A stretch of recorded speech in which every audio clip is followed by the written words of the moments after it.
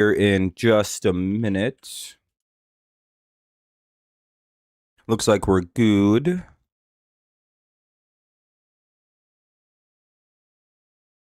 Watch Peacock. There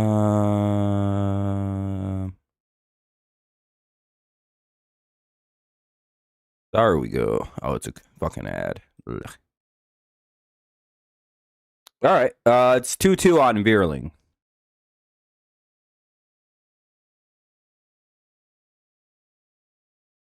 Left-hander on the mound, so that sucks for us.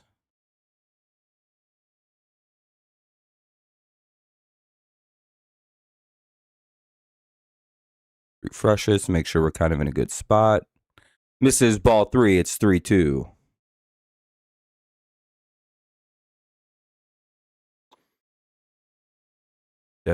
What's up, Daniel? You'll probably be the only person to chat in the whole stream today, by the looks of it. No one really watches anymore. By the way, it'll remain 3-2.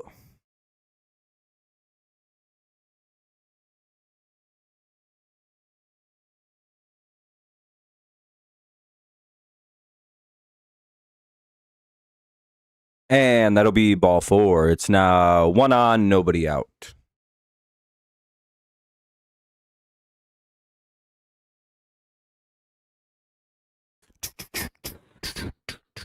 Here's McGonigal with 1 on, no one out. Let's hope we can get some runs here.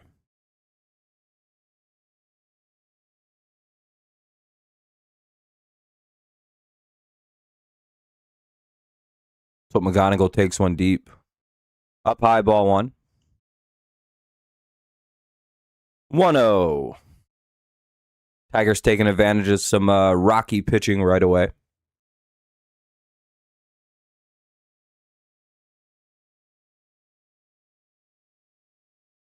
Fouls it off. It'll be 1-1.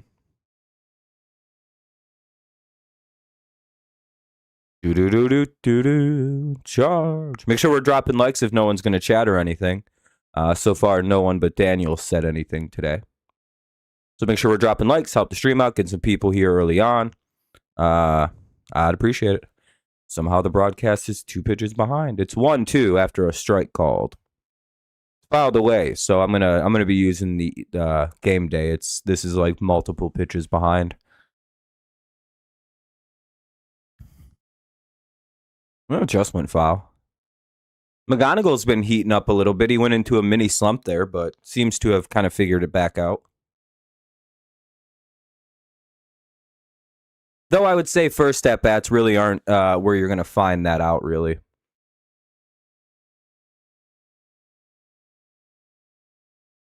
Up high, ball 2, it's 2-2.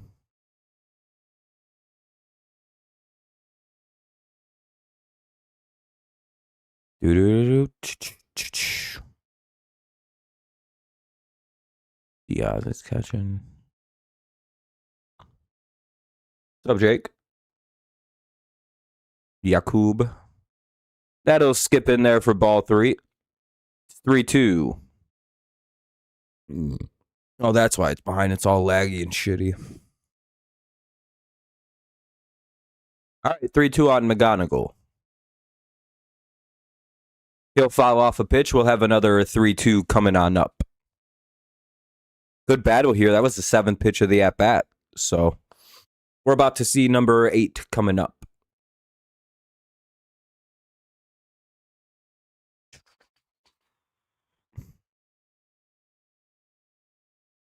Another foul. We'll see the 9th pitch of the at-bat coming up. Nice to see. Nice to see.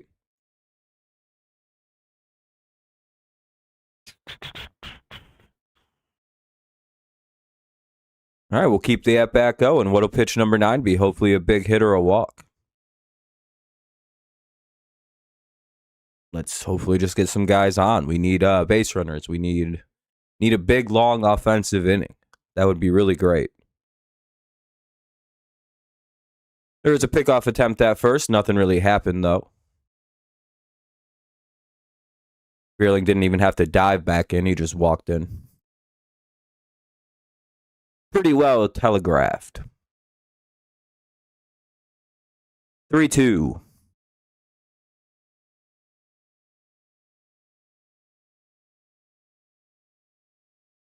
And as usual, McGonigal pops it up to the left side of the field on his first at bat.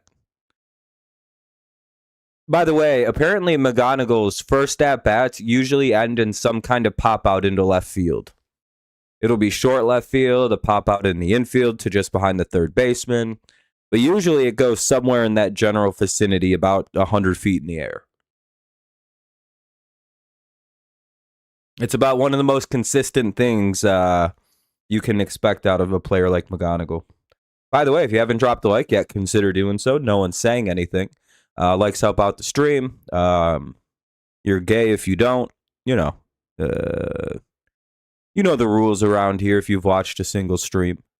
You can either chat to participate, leave a like. Either way, whatever way works. Also, it just helps us out. Gets people in here, helps the stream do better, gets us to like goal. It's 0-2 on Jones pretty quickly, but it's not too surprising. You know, I think the next hitting coach we should get needs to work on pitch recognition. I think that would be the best thing for the Tigers. What's up, Allison? Because they like take pitches right down the middle and swing at balls. It's pretty crazy. Ball one. No, good take. You actually have to reward him for not swinging a foot out of the zone. Like, good job. It's 1-2.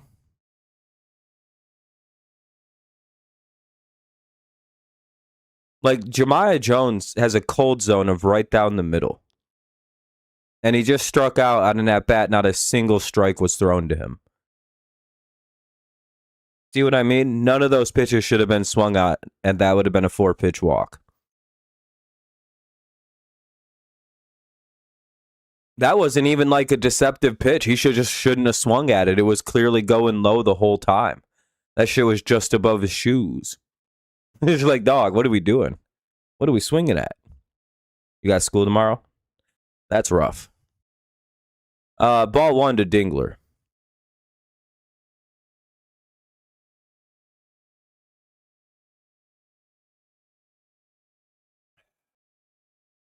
Nice to see him pick up something. And Dingler lines out.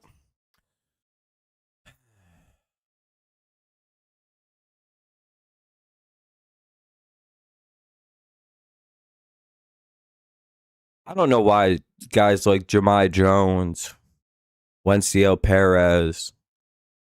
I know why Hao Yoli is here. That's because Max Anderson's hurt. Zach Short are here when we can't have Max Clark. You know what I mean? Like, sure, he drops the occasional routine fly ball. Javi Baez sometimes overthrows and makes errors on the most easy plays at shortstop. Sometimes really good players do some dumbass shit sometimes. If the reason he's not up yet is strictly due to like weird fielding capabilities, that's the dumbest fucking... It's like, well, everyone you've called up is a worse fielder than him.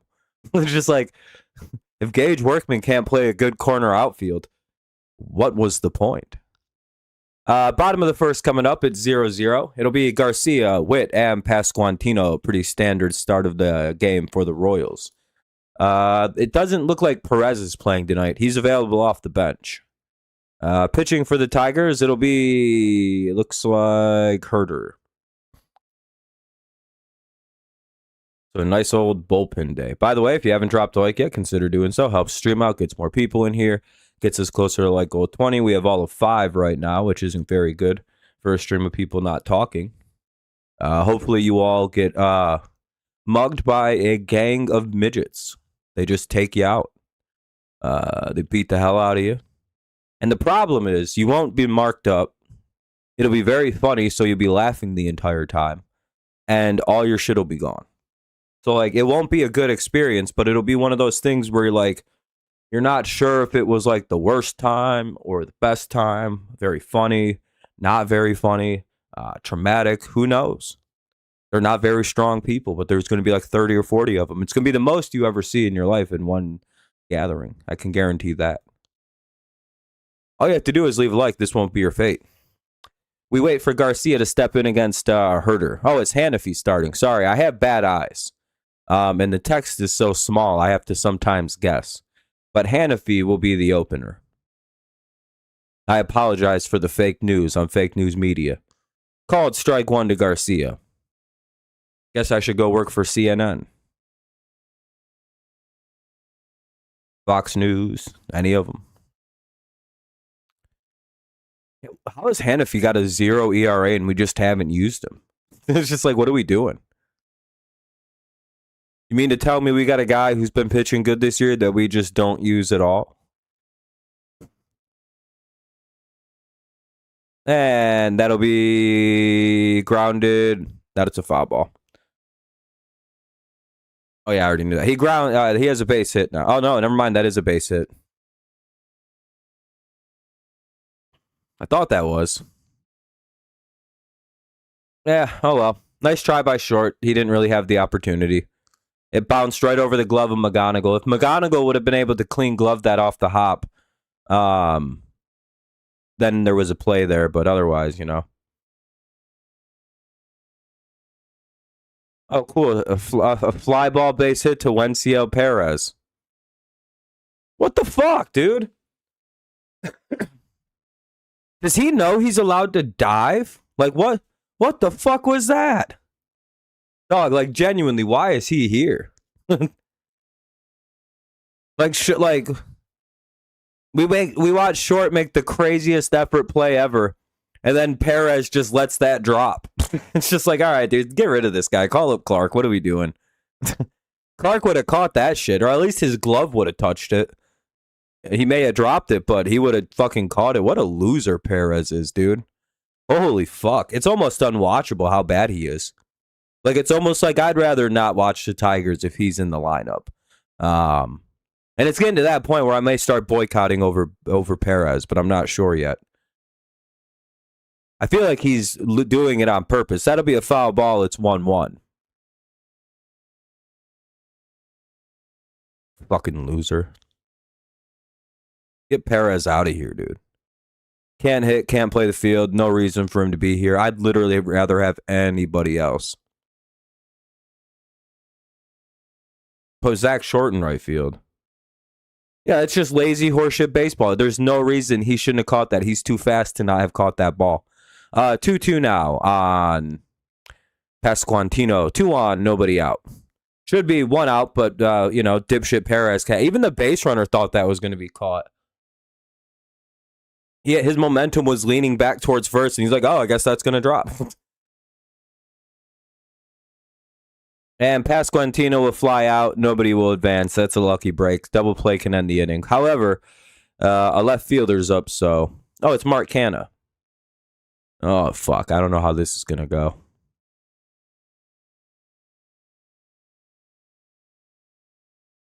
Hopefully we get double play Mark Canha, but I'm guessing that's probably the end of the day for Hannafy.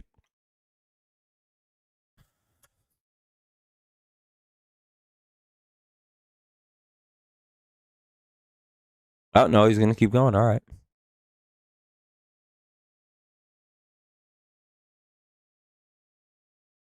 Oh, this is Isaac Collins?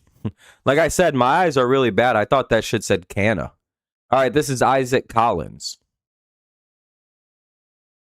Again, my eyes are very, very bad, and I'm sitting kind of far away from my computer screen today. Either way, 1-0. Yeah, I was going to say, I didn't even think they had Mark Canha on this team anymore.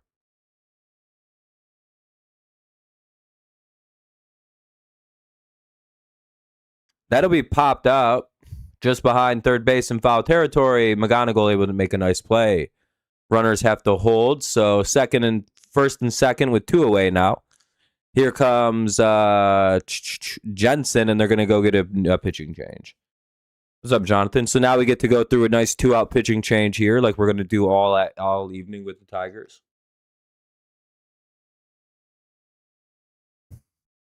Will be really funny if I'm guessing it's who the fuck is this? Holton? Herder? Oh no, another righty's coming in. Okay, I guess. Not sure why we just didn't leave Hannafy in there if we're going to get another righty. All right, another commercial break for a pitching change. Who knows, dude?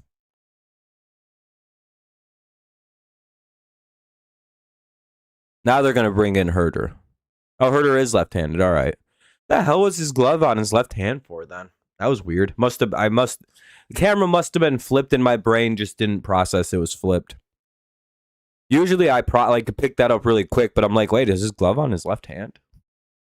I guess this makes sense, but I still hate 2-out pitching changes. Just go for the out. They're just annoying to sit through. Hey, we're up to 7 likes. I appreciate that. 7 of you are saved the fate of hordes of little people beating the hell out of you. Not really beating you up, just kind of muffin fisting you until you fall over in laughter or in you become overwhelmed and they take all your things. You know, pretty nasty way to go out. It's happened to Kevin 7 times. He went through a little rebellious phase and he said he leaves dislikes now. And Rob's gang of little people showed up. What's up, Wade?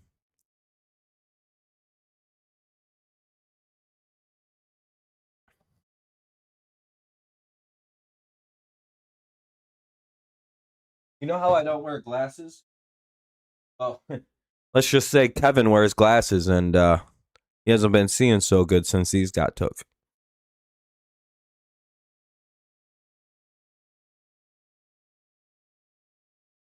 Hell yeah, Wade. Sounds like a good-ass time. That'll be in there for a called strike.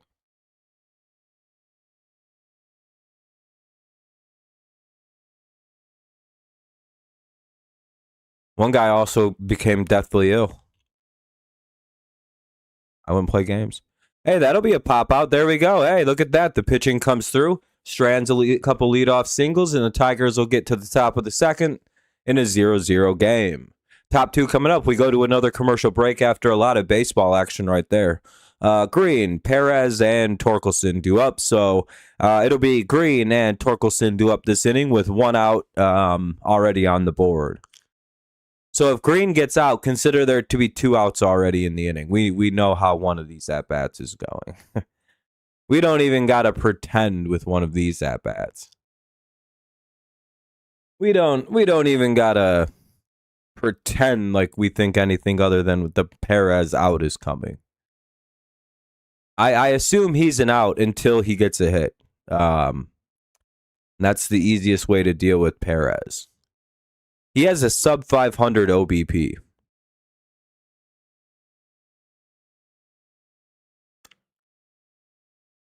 That's pretty bad, folks. That's like 3 things put together. It's just like, how is that? That's pretty low to be under 500. Even Jahmai Jones has a 615.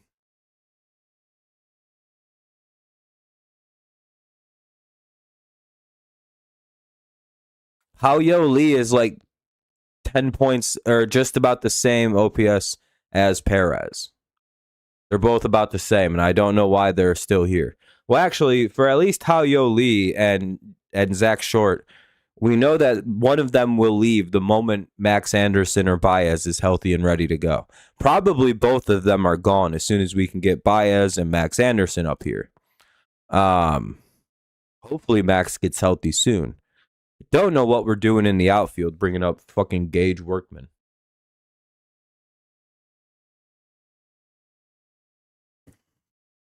And not Max Clark. I feel like we're getting ripped off on the Clark angle. We got 14, 15 injuries right now.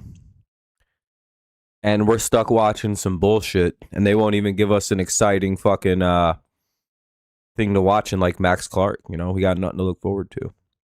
Strike 1 to Riley Green. It's Green, Perez, and Torkelson. So Green and out and Torkelson do up here in the top of the second. No score.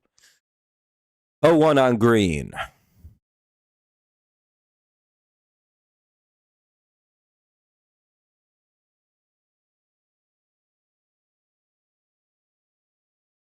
And that'll be a swing and strike 2. It's 0-2.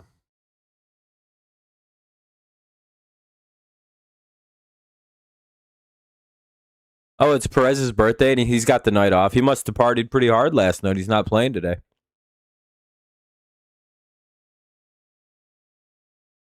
Oh, Max Anderson's healthy? Why the fuck is he not here? Hey, Riley Green comes through on a 1-2 pitch and hits it into right field. That'll be a 1-out or a no-out or a leadoff single for Riley Green. I confused myself there. Leadoff base hit. So we got 1 on for... here's Perez. So 1 away, runner at first. We'll wait to see what Torque does.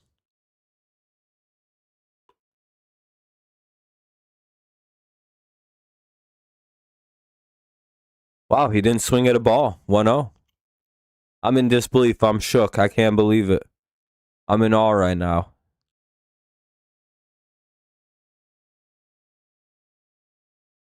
Well, now it's 1-1. He swings through a changeup. That would have been called a strike. So at least it was a proper swing. Tigers are up your Tigers are 19-0. Nice.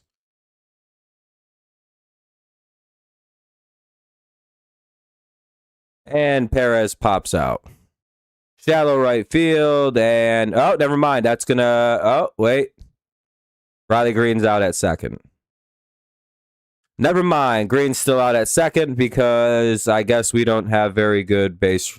I don't know how Riley Green didn't. Why wasn't he halfway?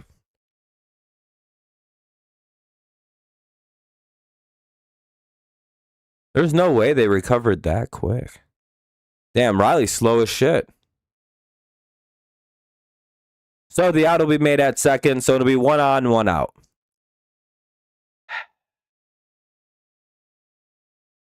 They didn't really show Riley running at all, so I could see what happened. It looked like he must have ran backwards.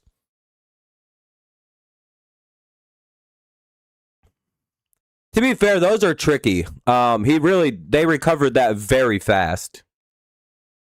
To be completely fair. And I believe their outfielders both have cannon arms. So I don't know. Green probably, his momentum was probably too far back already. It's 1-2 on Torque. You know what I mean? He probably thought, he saw, oh, it's in the glove, so he went back, and then the ball's out, and then he's like, shit, I have to turn around. And by the time he's already, like, got his momentum turned back towards second, it's like, well, Caglione has a monster arm, so that was pretty well cooked. And it's not like it was a far throw. That'll be a ball. Never mind, it'll be a time given to the hitter. 1-2.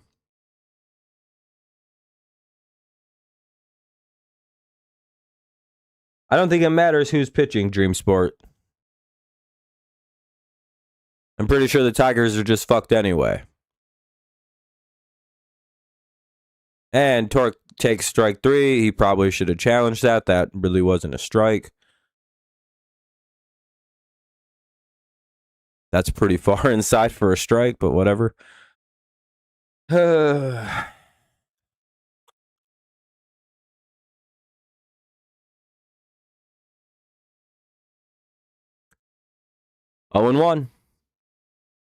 2 down, runner at first. Here is how you leave.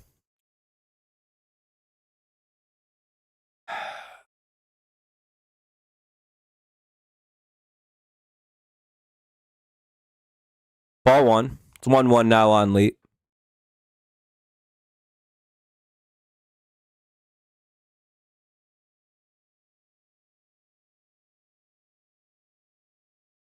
Hey, look at that. It's ball 2.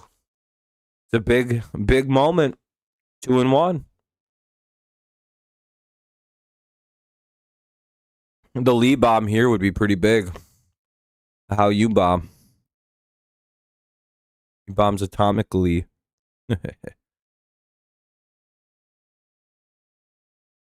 Oh, did I just predict a home run? Oh, now it'd be a double off the wall.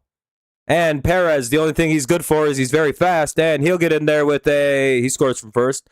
And Hao-Yo Lee has a triple, almost a home run. I missed it by an inch. That'll be a triple for Hao-Yo Lee. And Perez scores from first, obviously. So the Tigers take a 1-0 lead here in the top of the second. Damn, I missed that call by an inch, dude.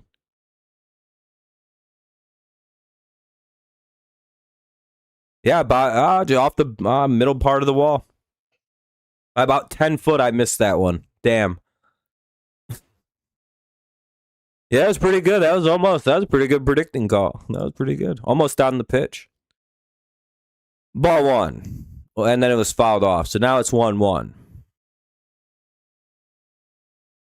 Hey, a base hit here from Zach Short. Well, you never know.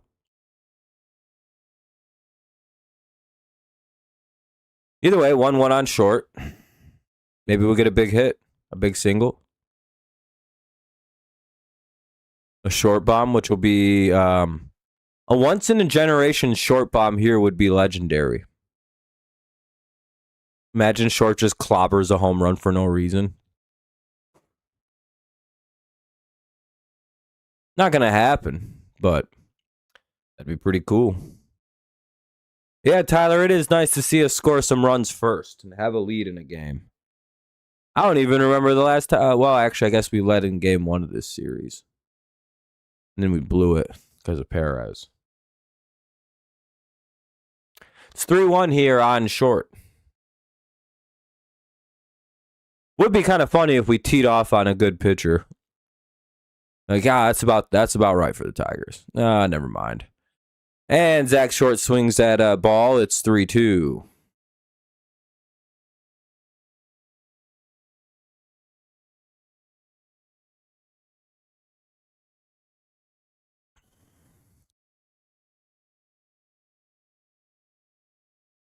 He fouls one away. It'll remain 3-2. A hit would be great because we score again, but even just a walk here would be nice. Be super helpful because then we have Veerling up at least. And he does walk. All right. Matty V with 1 on and with 2 on and 2 out. Runners at the corners. I trust Veerling. If anyone in this lineup can hit left-handed pitching, it's at least Veerling can kind of.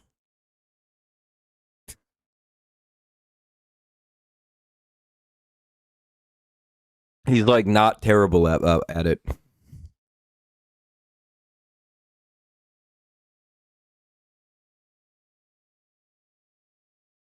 Takes a pitch right down the middle. Son of a bitch, dude.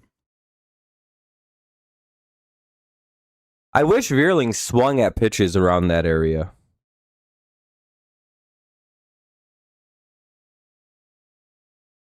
Uh, 0-1.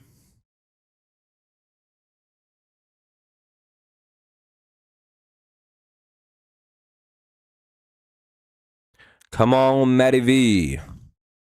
Ball 1. It's now 1-1. I'll take anything. I'll take a wild pitch, a pass ball score, an error. However that we can get it, I'll take it.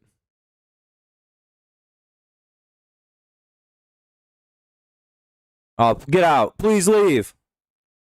Oh, that'll be off the wall, too. Veerling has a double. Oh, and the outfielder dropped it. Veerling will get to third.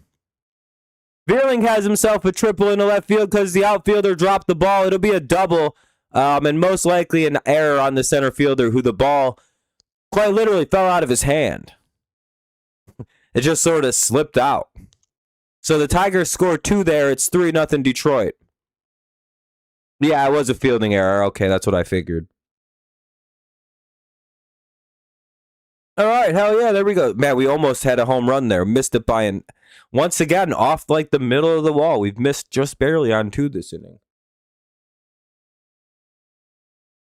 All right, we have 2 triples this inning. All right. Just like we all thought would happen.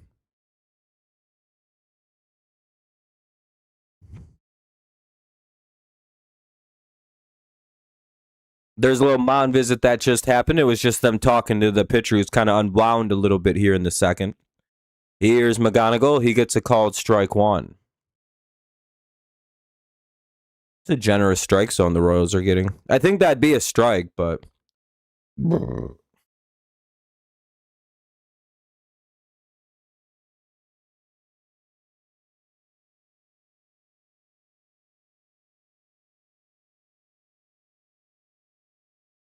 0-1.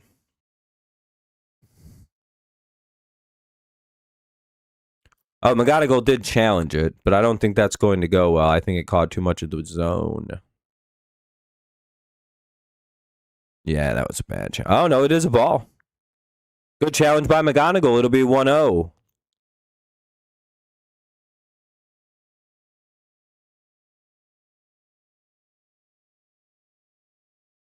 Oh, wait, no, it's 1-1.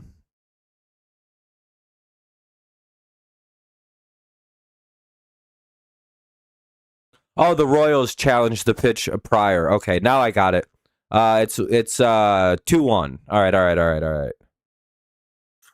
And McGonigal grounds out. All right, either way, it doesn't really matter.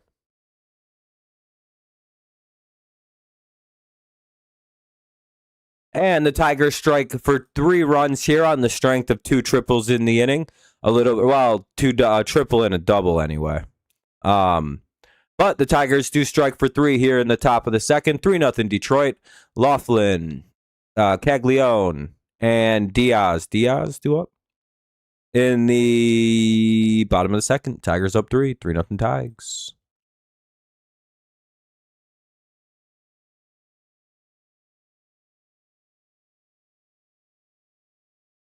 All right. Cool. Nice to see our team putting up a fight.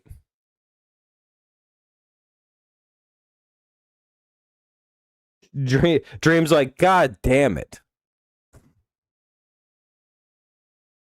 As soon as you said that, I did say it would be really funny if the Tigers did like fuck up a good pitcher for no reason after shitting their pants against bad pitching for a week.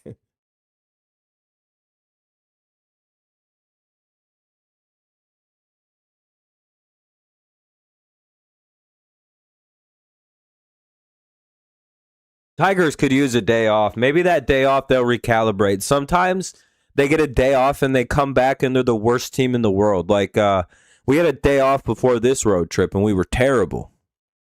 This road trip. Maybe now we get a road trip. We come back. We're playing like the Tigers before the road trip, kicking ass, taking names, beating the shit out of people. You never really know what happens with the Tigers. They're the hardest team to play out of a break, and I really hate that. Yeah, you guys won the series, and you'll probably win this game. We're playing like dog shit right now. Our team's in real bad shape. Every one of our good players, except for like 4 guys, are hurt. Yeah, it's like it would be like one thing if Tigers fans were trying to make like shitty excuses, but it's like no, we're down like 15 guys at this point. I'm not even upset that we're losing. It's like, yeah, what are we supposed to do? We ain't got no one left. Herder back out to pitch the bottom of the second against Laughlin, Caglione, and Diaz. So we can like just stay right around 500. We'll be healthy soon enough, and maybe that'll help. What's up, Kenny?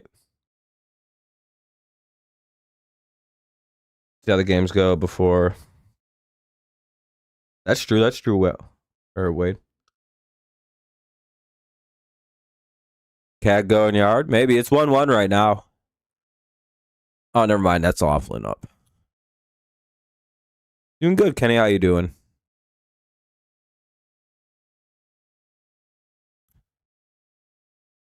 That'll be. Was that fouled away? Taken for a strike? What was that? Yeah, he takes strike 2.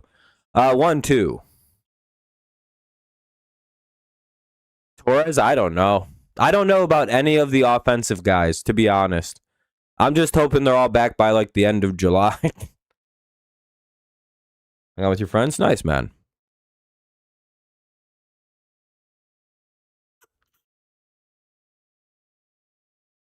Count is full to Laughlin. Got to throw strikes here.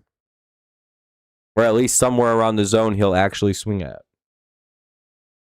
And he walked him. Horrible way to start off the inning.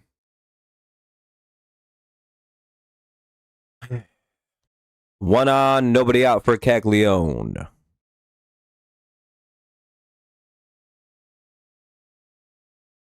Double play here would be pretty sweet. But Howyo leads at second, and he sucks, so it's not probably going to happen.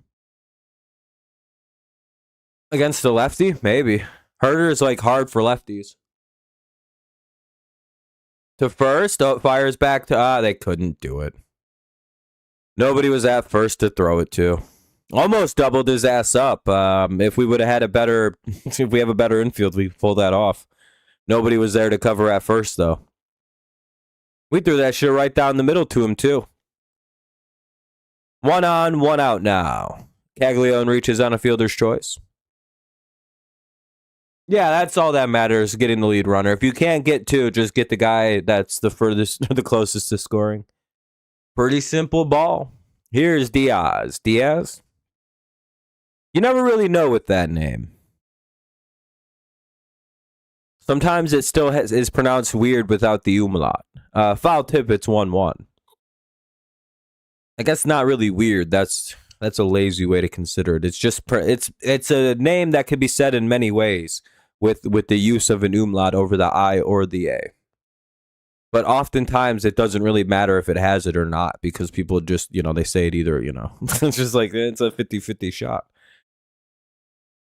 But like with Perez and Perez, the umlaut makes all the difference, because you know exactly how to say that last name, right? You're like, oh, that's Perez. It's got the umlaut. Perez doesn't, right? Because the E with the umlaut becomes a ah sound.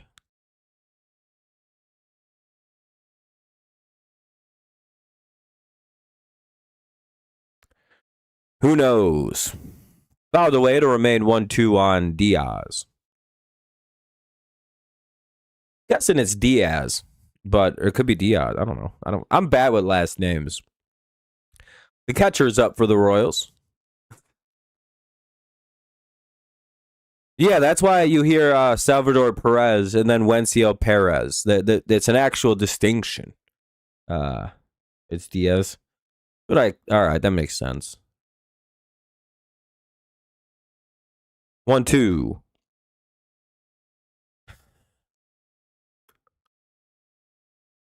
And that, by the way, it isn't just like Hispanic or Spanish last names. I struggle with like all of them. The only ones I don't really struggle with are like Russian sounding names. And that's because they're usually, they sound exactly how they are spelled. You'll see the name like Slotovinsky, and it'll be like Slotovinskzy, and you'll be like, what the fuck? And you'll be like, no, that's Slotovinsky. It's easy as shit, and it's exactly that. Like, not even a little variation can come in. You know what I mean? Or it'll be like Slatovinky, Matahidovich, Dudabarger, but it's spelled exactly like that. And you're like, oh, that's crazy. It'll be like Rizmichvinalt. Rizmichvinalchnich. And you're like, I got that. Or you're like 99% of the way there. But like if you were to like get somebody with the last name Lowe and you called them Low, but they're like, actually it's Lau, you're way off. Or Lowy or Lowe.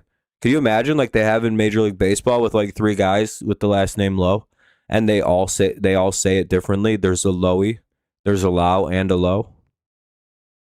That's crazy, isn't it? That's the most frustrating name in the human language, is the last name Lowe.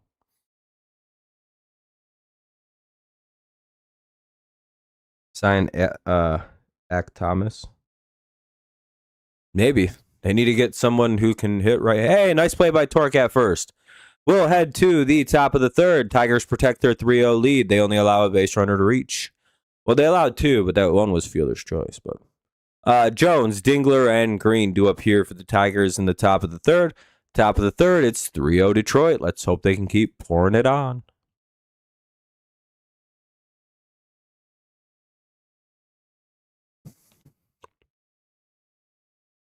No, what we should do is create a package with Colt Keith and maybe some other of these guys that kind of suck that aren't going to be here long term. Because Colt Keith isn't going to sign any kind of a long term deal once his initial deal is up. He's gone. He hates being here. We should trade him while he has value, which he still does. He's relatively young, has potential with his bat. Let another team figure him out before he's too exposed as damaged goods. Trade Young, trade Keith. See what we can kind of package up and get some right-handed bats on this major league team. Colt Keith will be the main thing we can offer because there's clearly a talent there. We can't unlock it I think for a multitude of reasons. One, we have nowhere to really play him. He's not a good enough hitter to be like a pure DH for us because we have better guys who can hit that can play DH over him. Like Carpenter, he's a better bat to have at DH than Colt Keith will ever. You know what I mean? Like we have better DH options. He can't hit left-handed pitching. And we kind of need guys who can hit lefties right now, even if they're left-handed. And Colt, he's like, what, 4 for 100 against left-handed pitching? He's actually, and it's not even like the AJ Hinch platoon thing where it's like Riley Green hits lefties, Carey occasionally hits them, McGonigal can hit him. It's like, no, he genuinely can't hit left-handed pitching. But when he's up against righties, he looks like the left-handed Luis Ariz, right? So it's like, maybe another team can kind of take that and do something with it because we kind of suck at hitting development. Although looking at Kevin McGonigal, it's like, actually, do we? Or do these guys just suck? I don't know. The actual prospects that Hinch and Harris brought into the organization seem to actually be good at baseball. But we'll see, you know. Hey, John Jones starts off with a ball and then he gets a hit. So we'll have one on to start the inning. Good way to begin. Nice little base hit.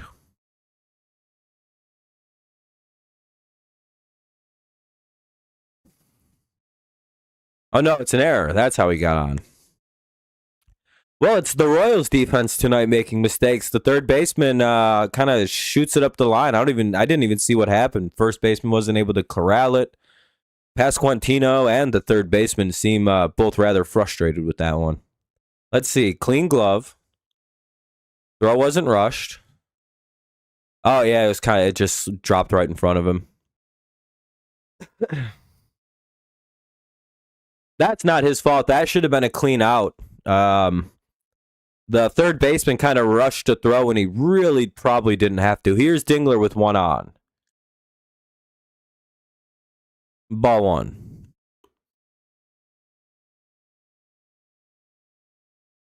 Dingler could really use a hit. He's kind of fallen off a little bit.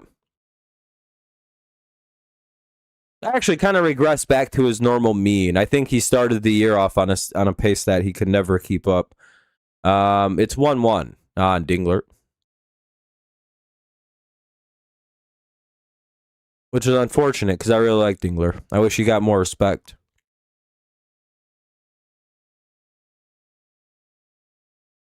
His defensive capabilities are second to none in this league. In my opinion, anyway. That's why I want a Gold Glove, right? It's like, well, name a better catcher than him. It's just like, and you can't use offense at all as the basis. I don't care about my catcher's offense. In fact, I don't care if my catcher hits 96. Like a batting average. I don't care if he has 2 hits all season. I genuinely don't get. I'm like, oh well, put him at the 8 hole, let him strike out every at bat, whatever, dog. We got a Gold Glover back there behind the plate. I could give a fuck less.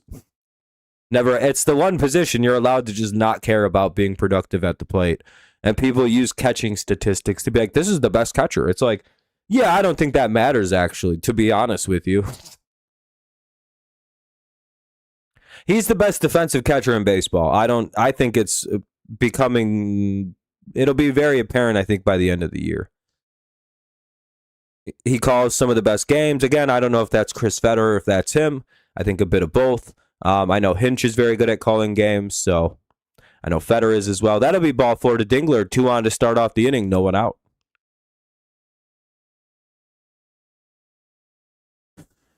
Here's Riley Green with 2 on. Yeah, this Cameron's a bit inaccurate tonight. He has like I'm gonna look at his actual pitches because I can't see it. 60 pitches with only 34 strikes. So he's been 26 balls is quite a bit. For a guy who's usually very accurate, right? Dream. This isn't usually a concern with him with missing the strike zone. And you'd think with a team like Detroit that's not been hitting the ball, he'd be all over the zone. You don't got to be cute with this Tigers team right now.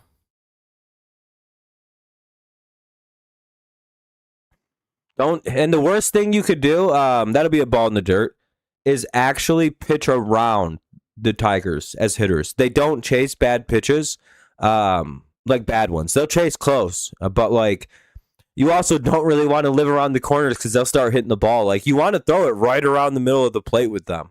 They fucking can't hit the ball down the middle. I swear to God. There's like 3 guys you can't do that to. This guy's one of them. Torque is one of them. It's like 50. He's starting to hit him. McGonigal, you don't want to do that shit. Everybody else. If I'm up against Wencia Perez, I'm throwing 3 pitches right down the middle.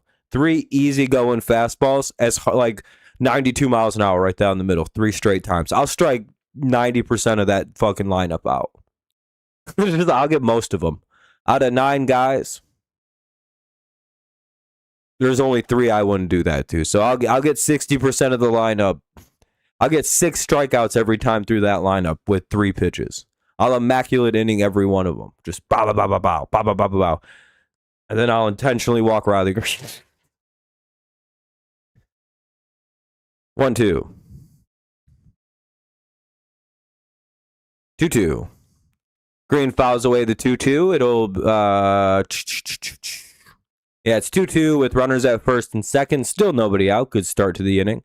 A Riley Green base hit here would be even bigger.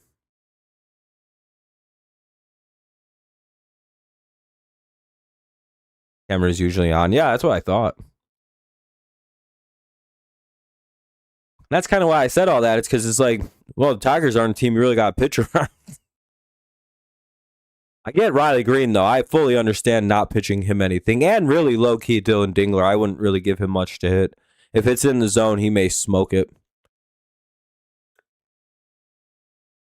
But I don't know. You're a lefty, and you're kind of afraid of Riley Green, which is hilarious.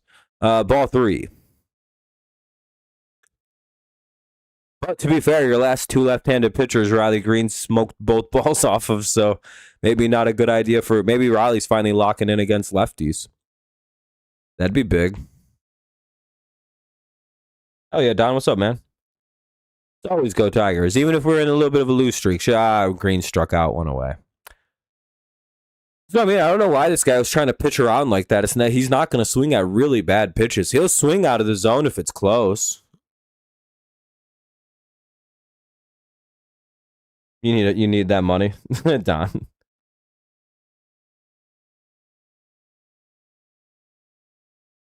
Oh, it's Wencia Perez. It'd be so funny if he hit a home run. Because all of us are like, well, there's 2 outs now. He should just bunt it. That might be his best move here because the infield's back. Like, if he just dropped a bunt here, fucking useless. Ball 1. Actually, on this next pitch, if he bunted, it might work. He probably gets a hit if he bunts the ball up the third base line right here. Because the third baseman is basically playing fucking cut off any singles. Like, nobody's up. He could drop a bunt here. But he's not a very smart... See where the third baseman is? If I was fucking slumping like this guy was, I would drop a bunt right up that fucking third base line with how far he's back. And then I'll be laughing my balls off when everyone advances and I'm safe at first. Failure of the coaching staff to not tell him to bunt right here. Because he's going to get out anyway. You might as well make it fucking productive. Jesus Christ, dude. 1 and 2. What are these swings? He can't swing the bat. He doesn't hustle. He doesn't try that hard when he swings. He doesn't try hard when he plays the field. Let's get Max Clark. Because if Max Clark was here, this would be an exciting at-bat. He probably would have bunted the ball up the third base line because that's what a smart baseball player does when he sees that, and he could bunt, and he's fast. Perez should have bunted all right. This is a useless at-bat, in my opinion. He wasted this shit. He took ball 2, 2-2.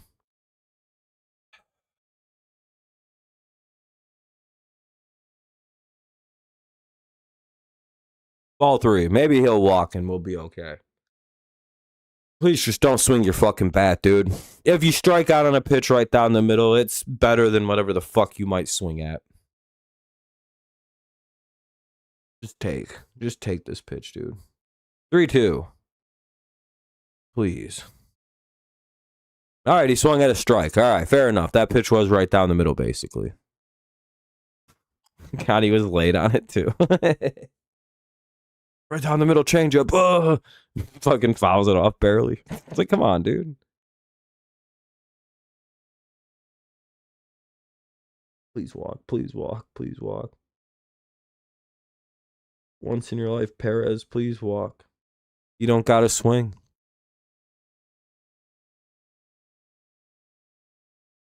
And he pops it up. Son of a bitch, what a useless batter, dude. Infield fly, basically batters out. Yeah, they called an infield fly. Why didn't he bunt it, dude? We could have second and third right now at the very least. But where the third baseman was, there's no shot that idiot gets up to. There's no play made on a bunt right there. Ugh.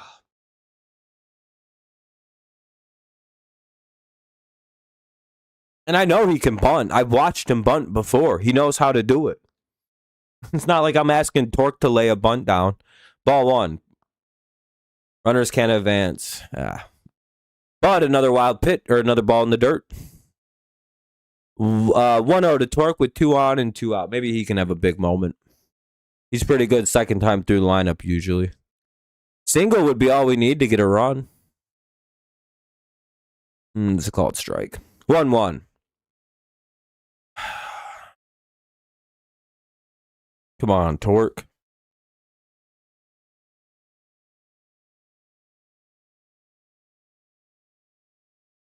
Still pissed about that Perez at bat. Did he take another strike? He did. 1-2. All right, Torque, you gotta swing at strikes, dude. Those are pretty nice pitches. Those are, even if you fucking swing at it, you probably only foul it off. 2-2 on another ball in the dirt.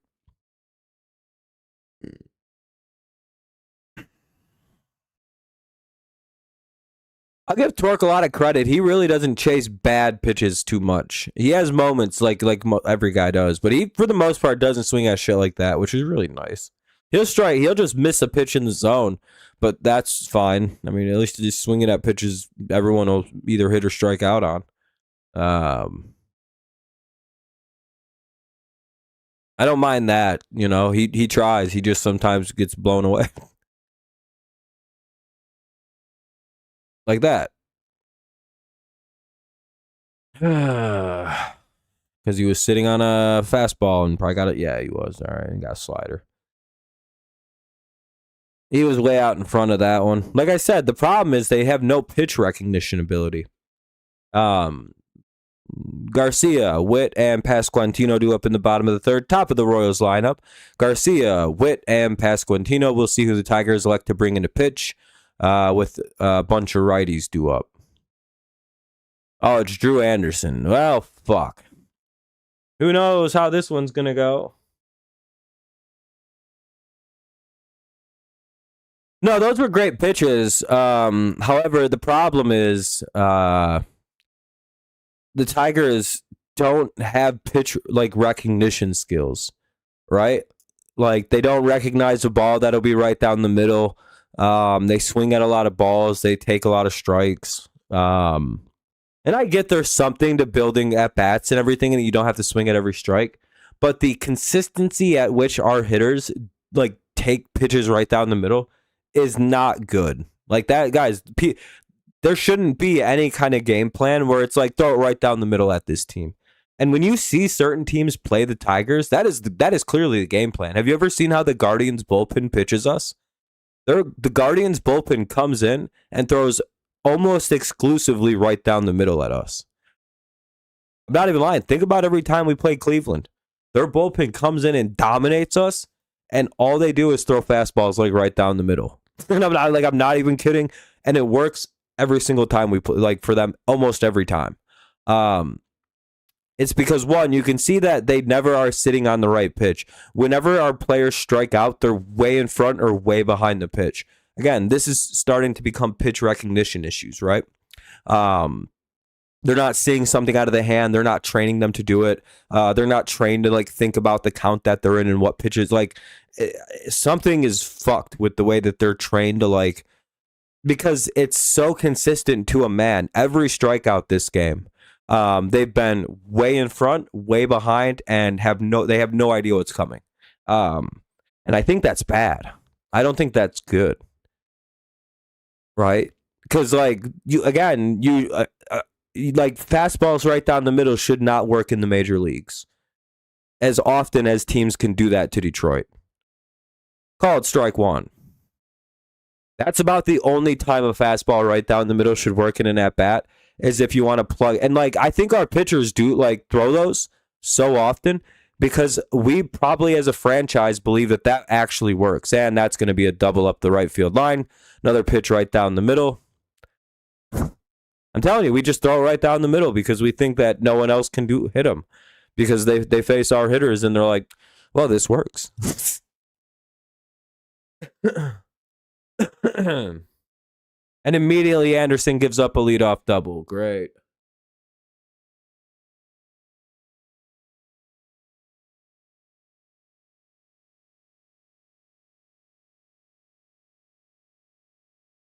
Here's Bobby Witt. Called strike one. Drew, you can't throw this shit down the middle, dog.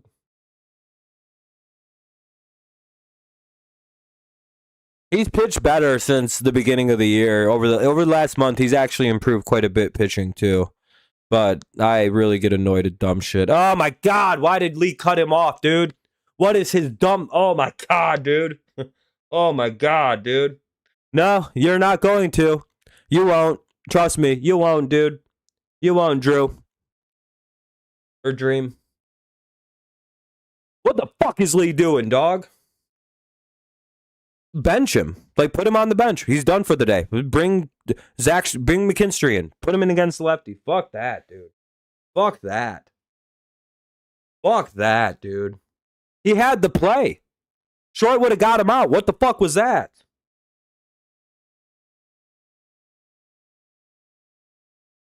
Well, we're going to lose this game because of the defense.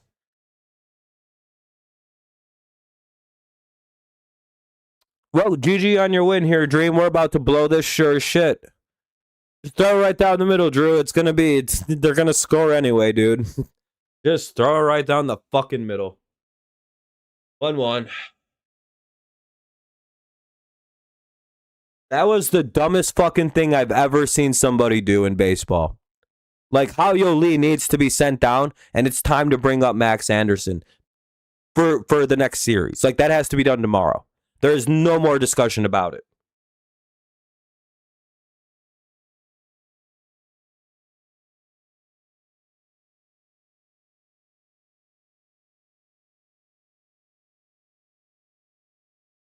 He's not even good at defense to be doing something like that.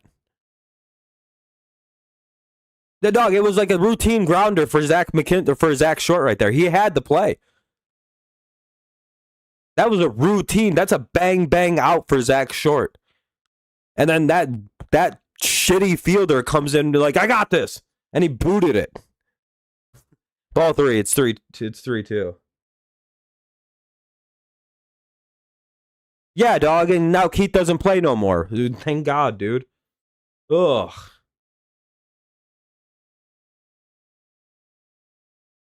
Well, I hope we lose now. Fuck them. And then then we have no shortstop for some reason. There's just no one at shortstop. Where was our shortstop? Why don't we have a shortstop on the field? Where was he? What the fuck was that? Am I crazy?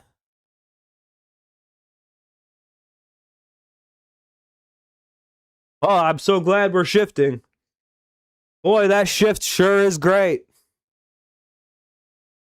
That's not on Drew Anderson. That's on the defense. Where the fuck was the shortstop? In most of MLB history, there's a guy that plays between second and third base typically. If I'm Drew Anderson, I'm like, coach, you know, usually when I have a guy hit directly between third base and shortstop, there's like this magical player. I don't know exactly what he's called. Especially when we got to hold a guy at third. Like usually, even if we're shifting, shouldn't the shortstop be like in between second and third? I fucking hate the shift. Genuine garbage horseshit every time with the shift.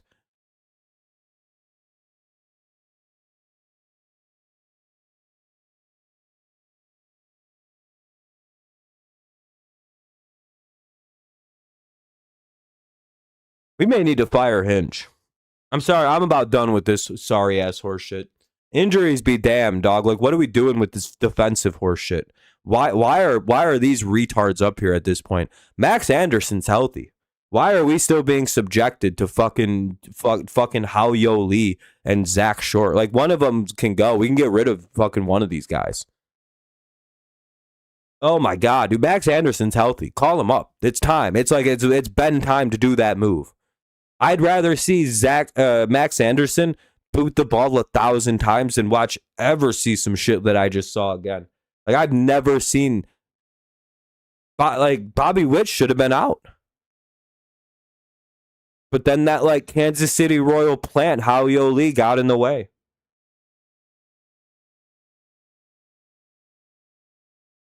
That's the wrong player. That's Max Anderson. Collins strikes out one away.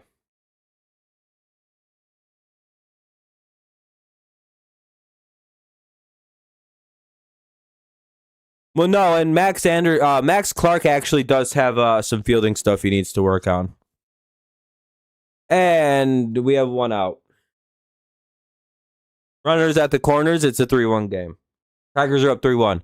We could really use a double play. I doubt we'll be able to do that with that fucking retard at second base, but ugh. I'm Hayo Lee. I play baseball. Fucking dipshit motherfucker. I'd literally sit him. Like I'd have sat him, walked out, and been like, "Come on, Lee, you're coming in. We're gonna bring him McKinstry." He makes errors all the time, but he wouldn't have done that horse shit. And then Anderson throws it right down the middle for a 3-run homer. 4-3 Royals. Oh, never mind. It's a sac fly. 3-2.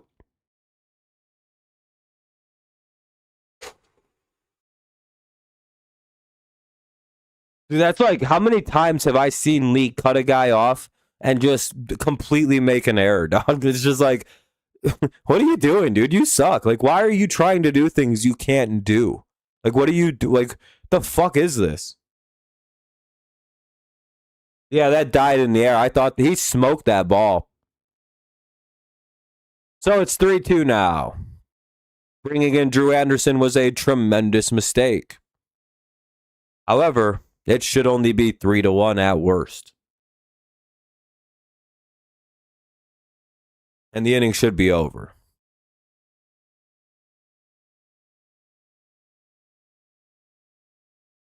0-2 on a called strike.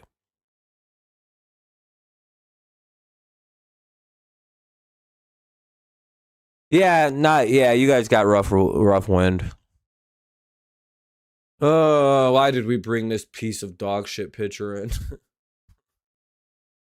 Oh, because he's all we got. He's the only healthy guy we got.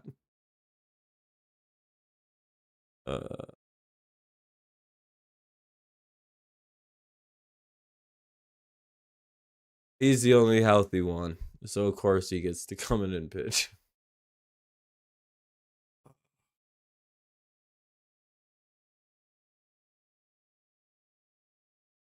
Oh, come on, you gotta say you win. This fucking guy sucks. Oh, strikeout. He struck him out. All right, we'll go to we got out of there. Top of 4 coming up.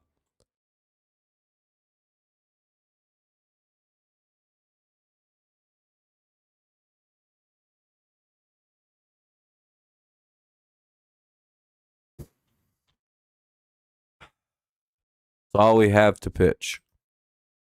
Lee, Short, and Veerling. I think our next game is also a bullpen day.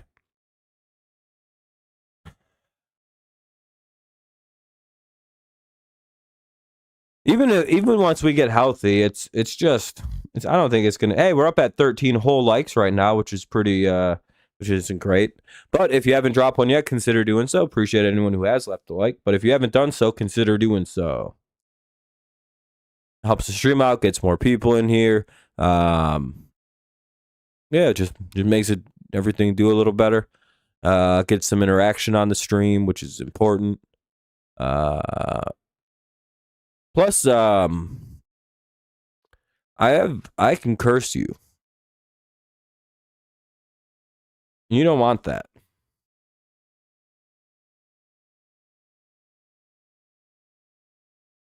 I'll be right back, though. I need to get some more soda in my mouth. My throat's kind of dry. Be right back. Very thirsty.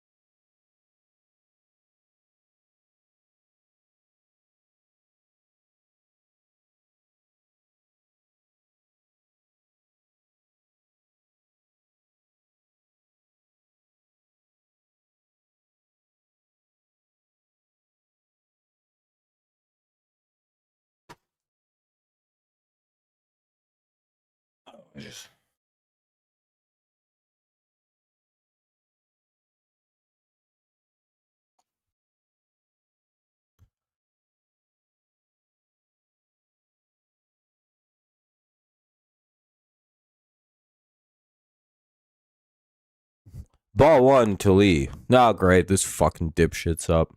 He better homer or else his entire game is useless. Hit a home run or I don't give a shit about anything you have to do here. Ball 2. That includes walking. Even a walk is useless to me with this guy. He'll probably just commit some horrible base running error and cause an out anyway. And he flies out on what a useless piece of shit he is. 1 away. Boo! Get him off the team. And Perez. Call up Clark and Anderson. Call up Eminem. Let's get rid of these losers on this team. He's just an automatic out anyway. Who gives a shit? Can't play the field. Doesn't understand his position isn't also shortstop. Don't know why he's still here. Lee's over there trying to make plays at short. He's like, I got it. It's like, what? Why? Then he just makes an error. He's like, never mind, my bad, bros. Short's like, that was a routine play for me. It's 0-2 on short. Short's just perplexed. He's like, what the fuck?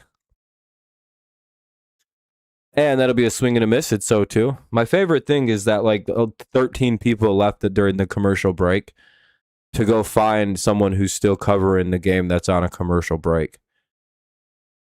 And Zach Short gets out to the surprise of no one. 2 away. He flies out too. So a couple flyouts here to start off the 4th inning. Kind of a quick inning right now. Top of the lineup here is Matt Veerling. He's had himself a nice day with a walk and a triple. Well, double that, yeah.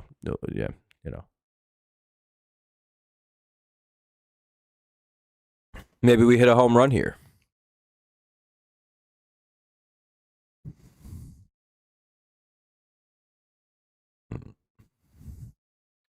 Call it strike 1 to Matty V. At least get one of the runs back.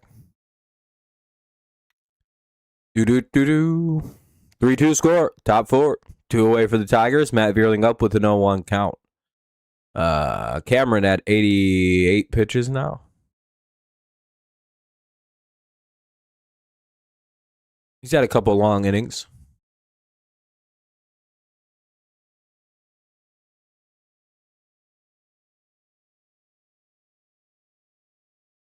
Yeah.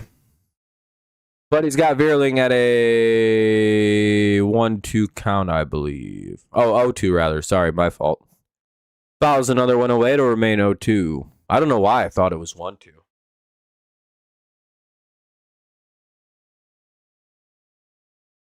Vierling is just missing these. So he's kind of timed up nicely off Cameron, but he's just missing on some of them.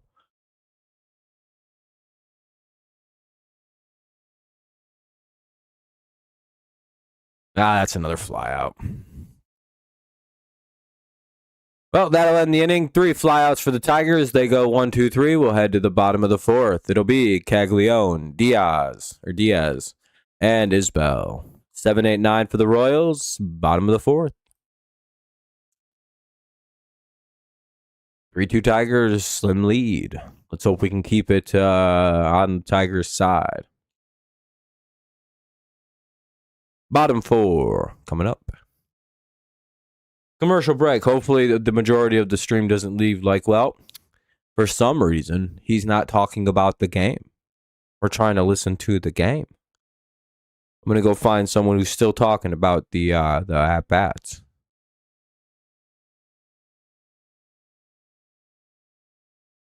Like, I'd like to know what Caglione is doing. It's like, well, that's not how baseball works. They don't instantly switch sides. You'd be surprised at the number of people that think that that's, I think, how that's operates. Because there's at least 10 people that leave between every single half inning. And then they come back. Because the numbers usually swell right back up to about 8 or 9 people coming back. Because I think they realized, oh yeah, that's a commercial. I forgot. It's just like, yeah, I forgot they don't instantly switch sides in baseball. There's a quick commercial between every half inning.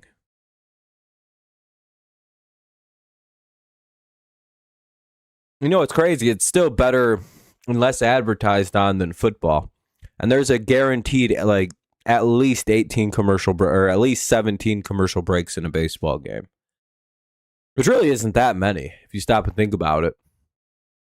Could probably put the number up to about 20 or 21 with, like, a random commercial here and there. Maybe an injury thing. Usually pitching changes. You'll get, like, 3 or 4 of those in a game to go extra. Oh, basketball and football are unwatchable for the most part.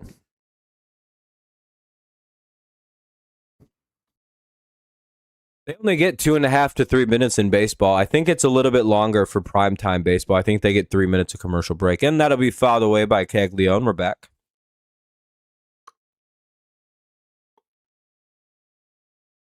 College football is the worst shit in the world. They'll do 2 plays and go to a commercial break for some reason. They do like mid-drive commercial breaks. It's fucking hilarious. And Caglione will get on. Not really surprised because we have Drew Anderson pitching. Yeah, by the way, if you're a Royals fan, we put in our lose the game pitcher. Like, you know when a team's losing the game and they put in a bad pitcher? We did that today. So we conceded this defeat already. Which is why most Tigers fans said GG as soon as we saw Drew Anderson. When we put him in, that means we're trying to lose. So nothing that happens from here on is that surprising as far as leads and runs and hits. All the pitchers we put in before Anderson are capable of like going 2 to 3 innings apiece, and I have no idea why they didn't. They're all middle relievers. Like, we brought in like 3 middle relievers, then we brought in we've lost the game, up 3-0 pitcher. Oh no, every bullpen has a guy that sucks. You don't want to have only good arms in your bullpen, because then when your team's getting blown out, which will happen, every team gets beat badly, or you're down like 7-0, and you're like, well, there's no point in blowing our 1.8 ERA guy. against in this situation. Every team's got to lose the game pitcher, basically. And I don't know why we put ours in a game where we were winning. It's a 1-2 count here on Diaz.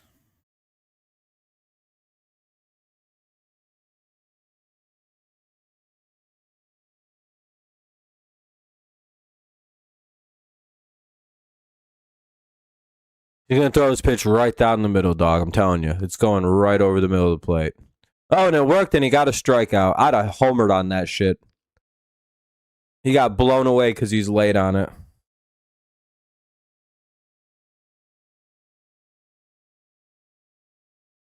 He did. He went right down the middle, threw a fastball, too.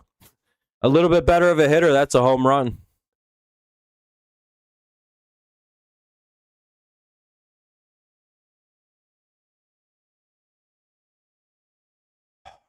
That was so frustrating to see him actually throw that ball down the middle. We're lucky that Diaz isn't the greatest hitter. Neither is Isbell. One away. Or one out, one on, 0-1 count. That's what I meant. Oh, that was the most obvious coming right down the middle pitch ever that I seen. I was so fucking mad for a second when he threw that. I was like, he really threw a fastball right down the middle, up 1-2. I think even the hitter was shocked about the location because his ass really was not ready for that pitch. And it's not like, I mean, Anderson throws kind of hard. He can get up into like the high 90s, like 98. I think he just hit 98. 0-2.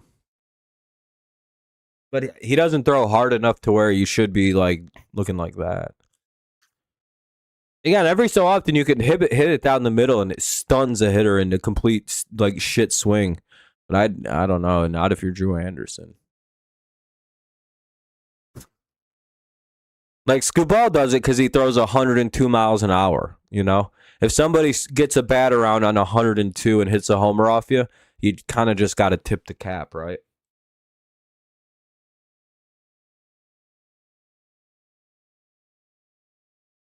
It's 0-2 here on Isbell. Strikeout here would be gigantic, so we get the top of the order with 2 outs. I didn't chase. 1-2.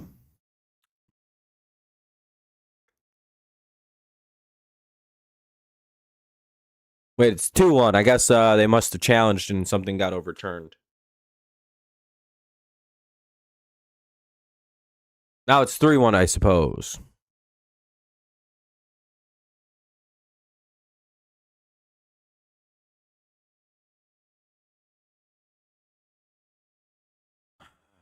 Walking the 9-hitter. What a plan. Oh, it's 2-2. Okay. I got the count is fixed. And they struck out Isbell. 2 away. TV count was wrong for a second there. 2-3. So down goes Isbell, top of the order with 2 away. I was going to say, who the hell challenged? Why? What the hell?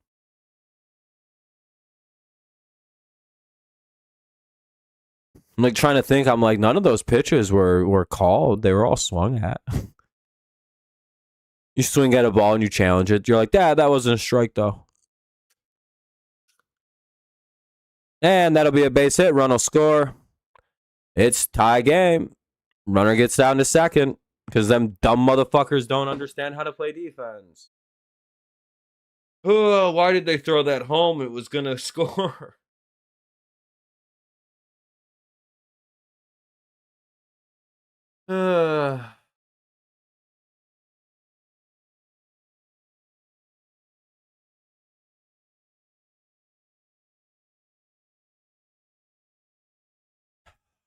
The proper play there is, as a defense, you set up to get the out at second by throwing it to the pitcher, who then is supposed to, or the guy in the middle of the diamond, somebody who cuts it off and then throws it to second because the guy that hits the ball thinks that you're going home with it, so he does and he goes to second. You know, that ball gets cut off by the guy there. You get the guy caught in the rundown, and at least you get the out with the run. You know.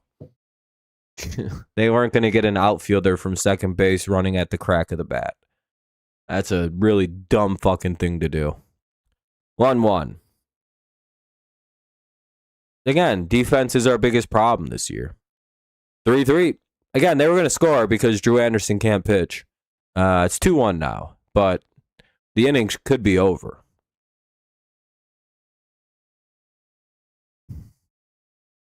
And they got him to swing out of the zone. It's 2-2. Oh, Drew Anderson sucks so hard, dude. Why is he still pitching? Why is he pitching to Bobby Witt Jr.?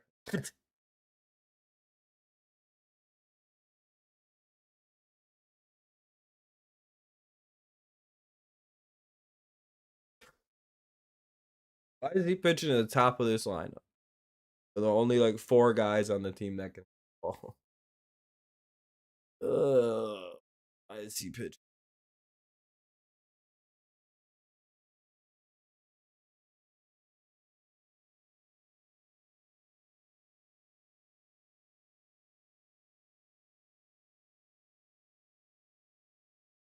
Oh, a ball. What a surprise. Well, we need him right now because of injuries. He's the most like I've survived off of basically injuries guy I've ever seen in the Major League Baseball. We just like, oh, he flies out. All right, we'll get to the top of the 5th. Drew Anderson has completely blown the game along with the defense. It would be funny if Green dropped it, though. No, he already caught it. All right, top of the 5th coming up.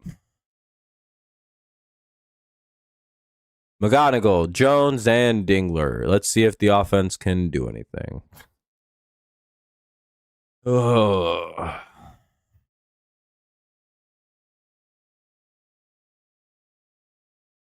If you haven't left a like yet, consider doing so. It does help out our stream. We have 17 right now. We try to hit about 20 likes every stream. Because people don't help us hit the like goal, the Tigers are losing or going to lose. Since it's been such a struggle the last few streams. And we didn't hit it one time, so that's part of the curse. I've cursed the Tigers for 100 years. They'll never win because of the lack of likes. It's also the deal with all the devils and things that I communicate with.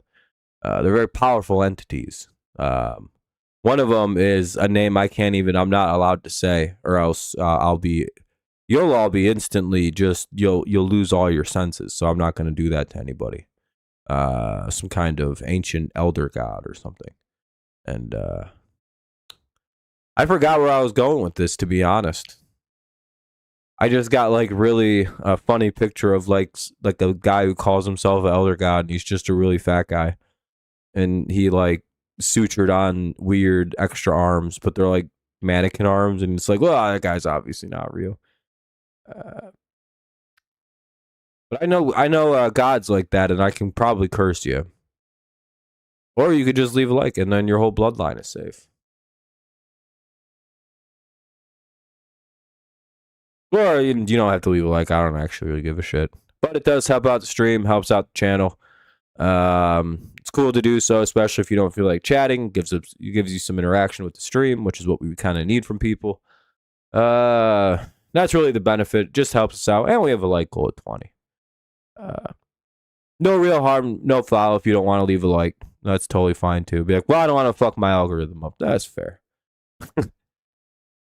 I'm not really a like leaver. That is fair enough. Me either. Actually, unlike most of you here, I'm a big time like leaver. I like everything I watch if I like it. I also leave comments on a lot of things I watch. I'm a very opinionated viewer of most content. 1-1.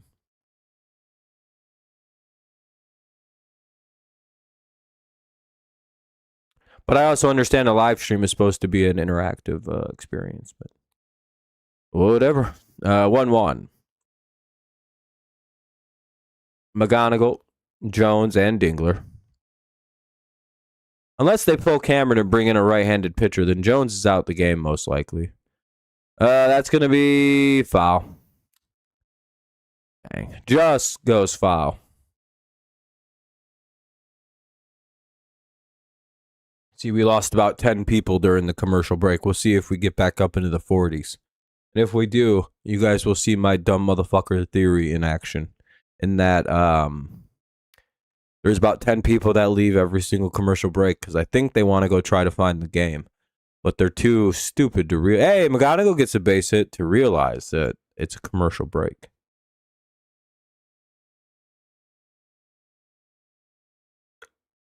But yeah, way to start off the inning, get a nice leadoff single. I think that's probably going to be the end for Cameron tonight. I'd have to imagine. He's at 95 pitches and a righty's coming up. Yeah, he's done for the night. They're going to go get a most likely right-handed relief pitcher, which means Ja Jones's night will be finished, and we'll probably see probably Colt Keith come into the game. We'll probably see Lee leave the game too. Yeah, Schreiber is going to come into the game, or Schreiber, whichever, it's one of the two. Schreiber is going to come into the game for the Royals, which means we'll see the Tigers make a move here with Jones. I doubt he gets to bat against a righty. Or is he a left? Is this guy lefty? Let me double check. Right-handed pitcher, yeah. So they'll most likely grab Colt Keith, have him hit. I would imagine that they will also remove. Well, actually, they gotta wait to do that because it's a while to go.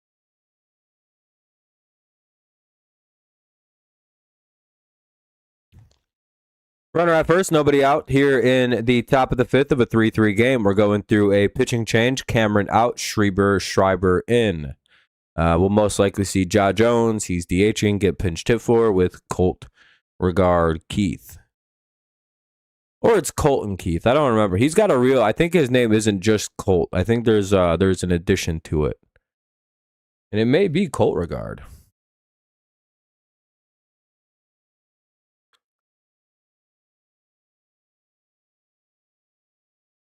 I don't know if I'm misremembering that.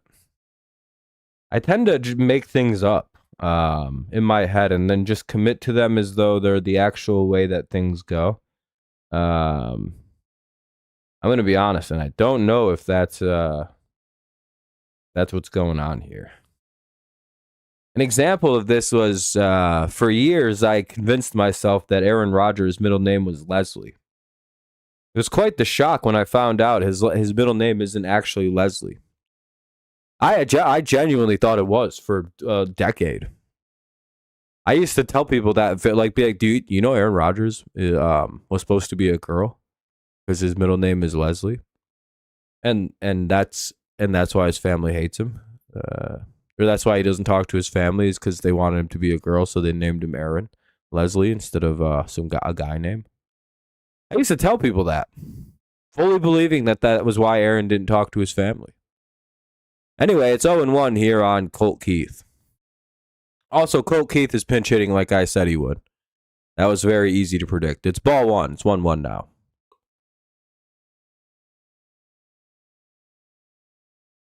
It'd be nice to see him get something here. He's kind of had a slow streak. 2-1. Takes another pitch.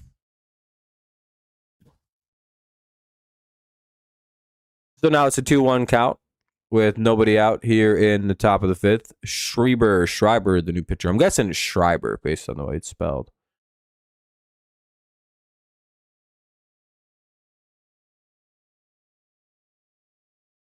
Come on, Keith.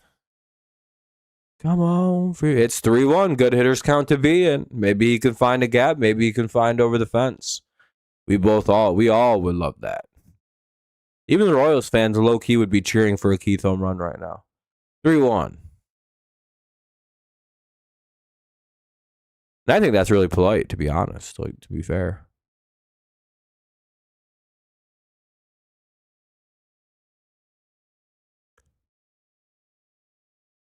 That'll be called strike two. It's 3-2 now.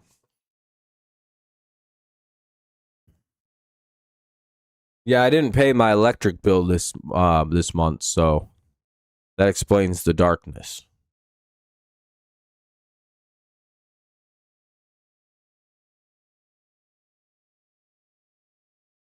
And that'll be a foul ball. We'll get another 3-2 coming up. See, look how fucking dark it is in here, dude. I basically blot out light with my body. Absolute darkness. Colt Keith gets time. Count is full. Runners at first. There's nobody out here in the top of the fifth of a 3-3 game. Tigers could use some momentum, something. Another foul. We'll get a 3-2 coming up again. The eighth pitch of the at-bat coming. Nice little duel between Schreiber and Keith, or Schreiber and Keith, however you say his name. He took a pill in Schreiber. Ibiza, like Schreibiza.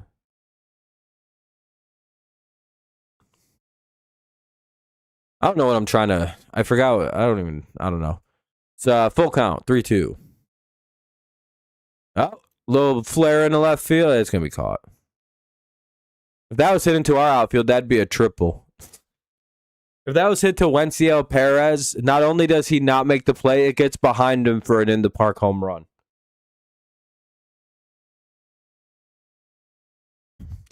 So I thought that might be a big hit. I didn't know you were allowed to field balls that go up the line. I thought you had to let those drop in for triples and doubles and shit.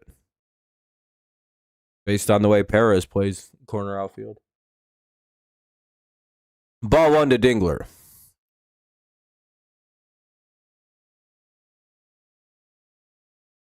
Oh, you could throw Riley Green and Kerry Carpenter into that too. They have no idea what they're doing in them corners. 2-0. Riley's gotten better and has learned to let the ball ricochet a little bit because that will give you a better play at a double than trying to cut it off in the corner when it takes a funky bounce and goes 10 feet behind you. It's like, no, you don't want that. Just let it ricochet. They're going to probably double if it goes to the wall anyway, dog. Or it'll maybe ricochet hard off the wall and come to you like it's kind of designed to do.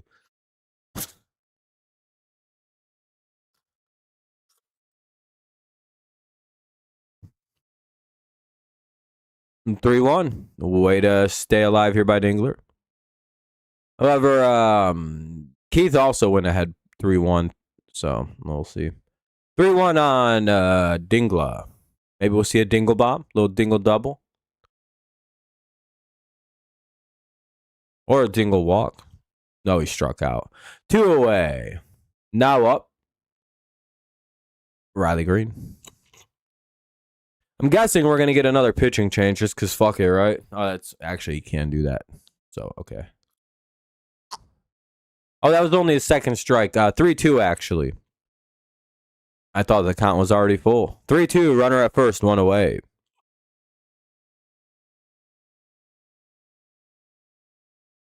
All right, he struck out anyway. Now up, Riley Green.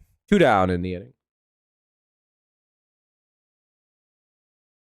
I predicted the future, actually, in that at-bat. 3-3, bottom 5. Here's Riley Green.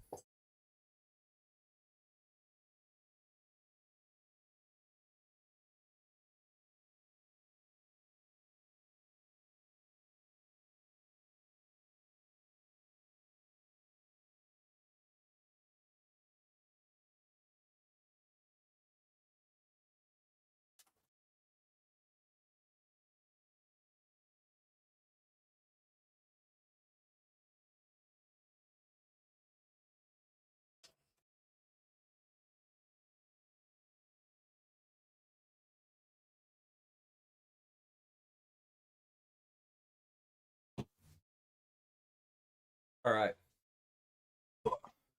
2-0 on Green. I don't think he's going to get much to hit here. They're probably going to pitch around him to go right after Perez. Why the hell Perez is backing up Riley Green, I have no idea.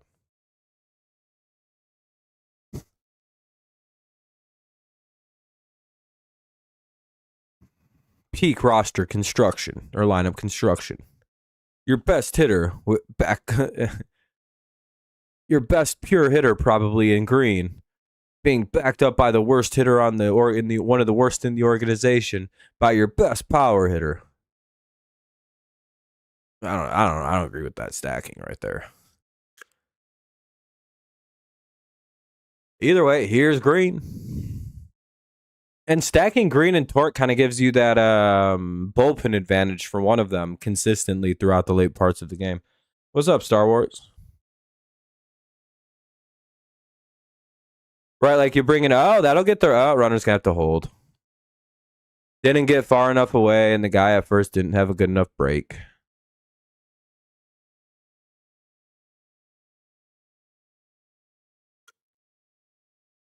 Still, man, I don't know why Carey just didn't play that ball off the ricochet. That shit would have been a triple at best for Wade, not an in the park home run, dude. Shouldn't even count as an in the park home run. Should be a triple on an error or double. That'll be ball 4. They'll go after Perez here with 2 away, which is a smart move. The honest to God truth is you bring in McKinstry here instead. But you can't really do that.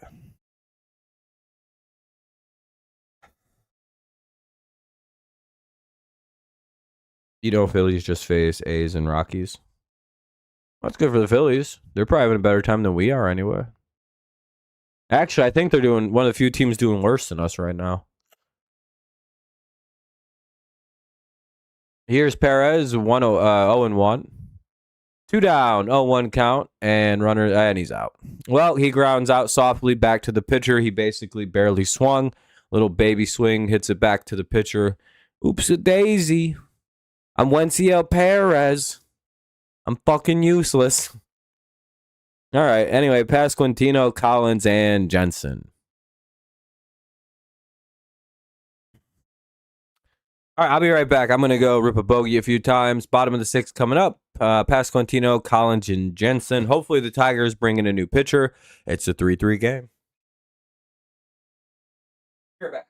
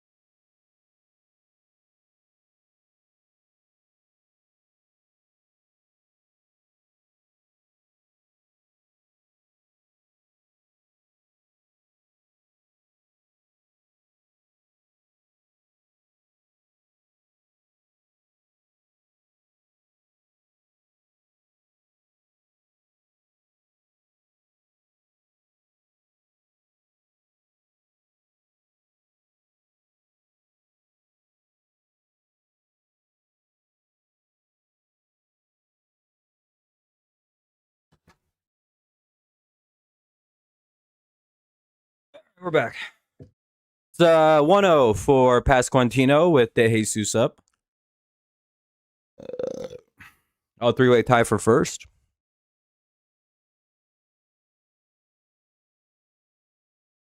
Yeah, basketball. That's what I've been saying.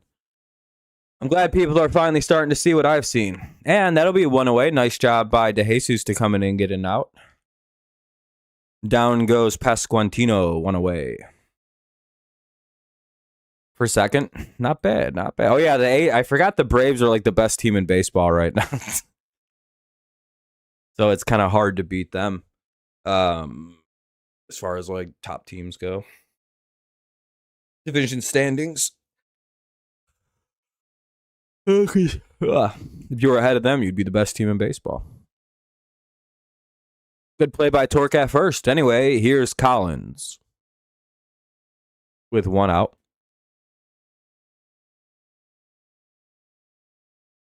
Dun dun dun dun. Here is an out. At least we have to hope anyway. Uh-oh. Hey, Matt Vierling makes a nice play in center, 2 away. Couple quick outs here in the bottom of the 5th. It's a good way to start an inning.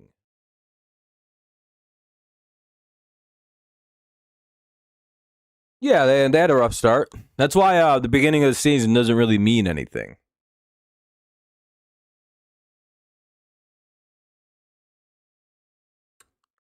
You know what I mean? At least that's how I view it. I don't think the beginning of the season is that important. Strike 1 to Jensen. He's been smoking us most of this series so far. He's really feasted on us.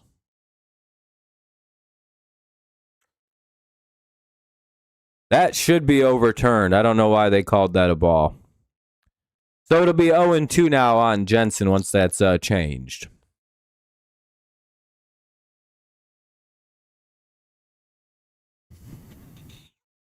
The majority of the pitches in the strike zone. Yeah, like late July is probably mid to late July is when you probably got to start playing better baseball. And then by August, September, like by August, you should be pretty going. And then by the end of September, you should be in full swing. So really, as long as you tread water till August, you're pretty good. That'll be the 3rd out of the inning. Look at, I think Cleveland, right? They were just under 500 last year when August started, or just about 500, and then they win the division. You know what I mean? So it's not that important to win the first 3, 4, 5 months of the season. There's an argument to be made that as long as you're 500 at the deadline, that's when the season really begins, is August. Because then it's like, all right, you play August, you play good, you try to win pretty much what's left.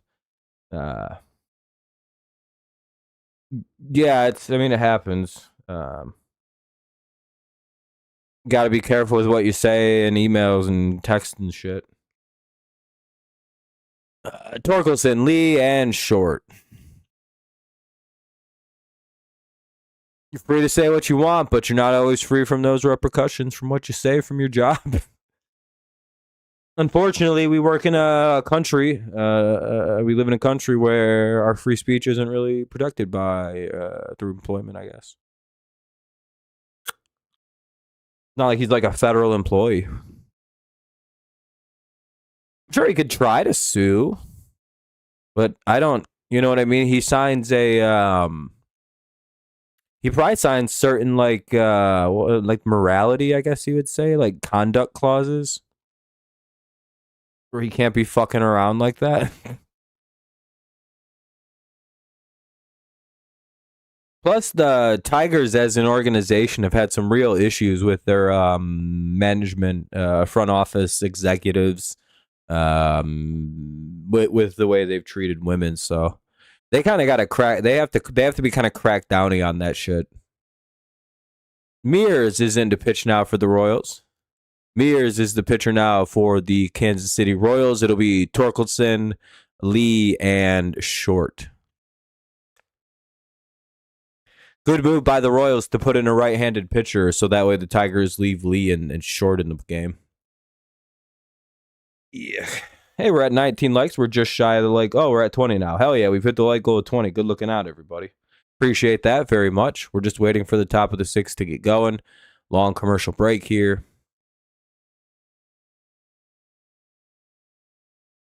Come on, get the fucking game. All right, Torque, let's see if we can get anything going.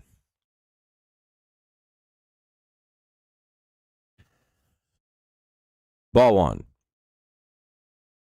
Oh, wait, it's a righty. We can bring in McKinstry then, that means.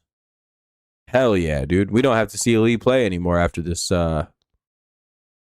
He should be out, I'm thinking. I'm guessing we'll see McKinstry hit for Lee or Short.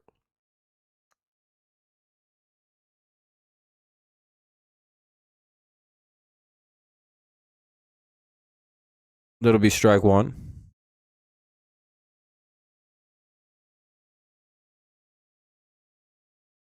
The oon on Spencer Torkelson coming up. Hey, that'll be a base hit for Torque to start off the inning. Nice way to start it off. Lines it right off him. Now up will be Lee or Zach McKinstry. I'm hoping it's Zach McKinstry.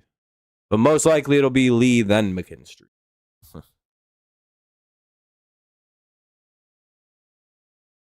Never mind, it's Zach McKinstry. Woo! All right, Z-Mac attack. Let's see a Z-bomb. McKinstry bomb. Whatever. I don't know. I think we're about to see something big out of old Z-Mac here right now. This is where he typically shines. This is kind of his element. Coming into a game. Pinch hitting. Hasn't really been doing shit. Strike one. Oh. Guess that was a fine one to take. Even though pushing that right into left field would have been a good way to start the inning. Runner at second and third. Potentially.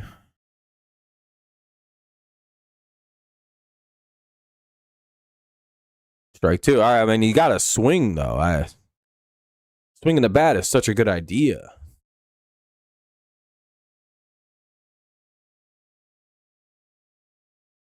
0-2. And we maybe should have just left Lee in if this is how he's going to have a swing. And he swings at a ball. I don't know why he didn't swing at that first pitch. That would have been the one to swing into left field. Runner has to hold that first one away. McKinstry flies out. Here's short. Well, we can't really have... Oh, wait a minute. Oh, Workman will come off the bench. Uh-oh. We got a Gage Workman sighting. The work bomb? I don't think everyone's ready for the WM bomb. He's about to hit the WMD, weapon of mass destruction. I don't even gotta look. I already know. 5-run home run by Workman.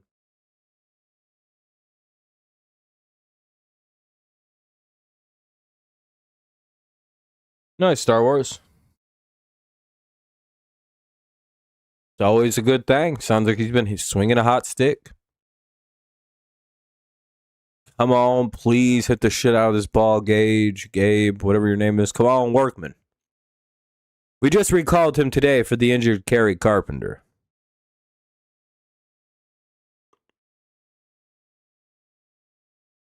Of course, he's a lefty. Take strike one.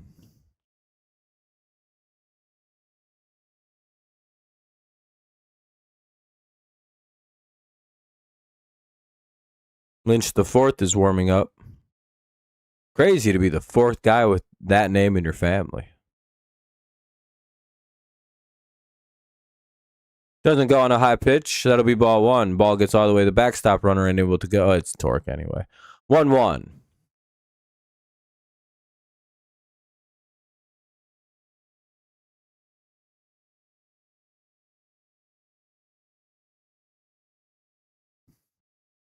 Kind of seemed like they were going to try and do a back pick there, but the ball got away from the catcher.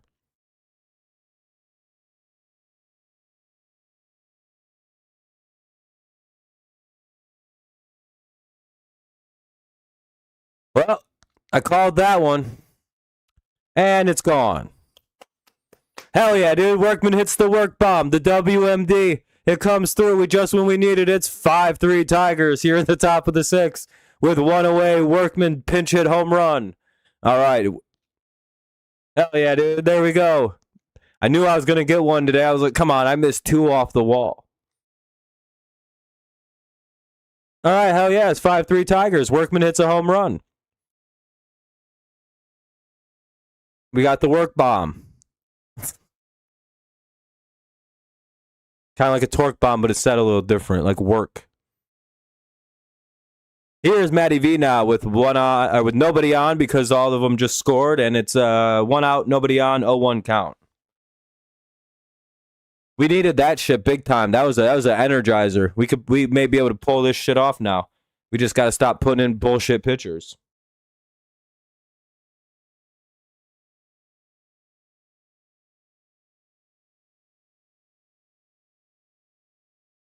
Yeah, he's not a bad ball player. Hopefully he can do well for what we need him for. And he can't literally do much worse than what we have right now.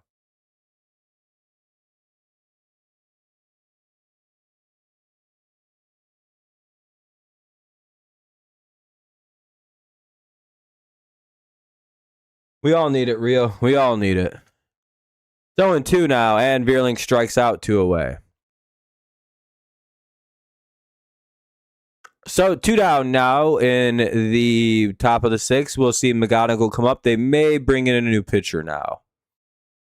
Yeah, that was real distraught. I don't know why that was called a ball at first.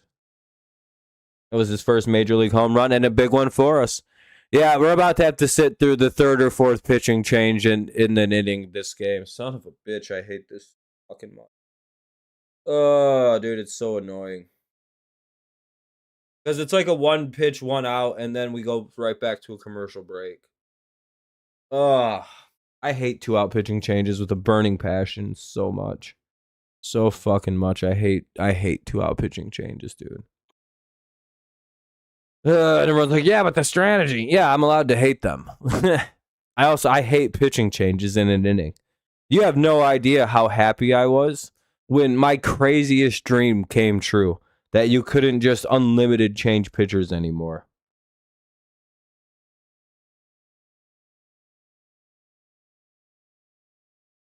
You know what I mean? Daniel Lynch the 4th will come into pitch. That's his first major league hit even? Hell yeah, dude. A go-ahead home run in the top of the 6th inning. Pretty late home run.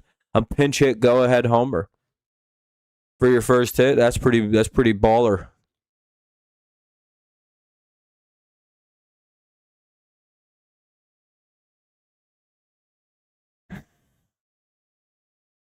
Now we just have to hope our bullpen can hold for 4 innings.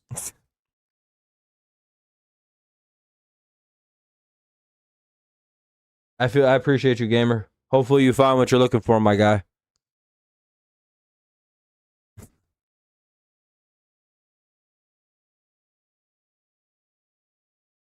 Uh, 5-3 Tigers lead, though. We're just waiting for the game to get back going at some point here. Oh, there we go. It's back on. Lynch, the pitcher. The hitter is McGonigal. There's 2 away, nobody on, but that's thanks to Gage Workman's 2-run homer to put the Tigers up 5-3. If you want to. If you have a good cash out, you may want to take it. Tigers haven't been able to finish games lately with their bullpen, so ball 1 to McGonigal.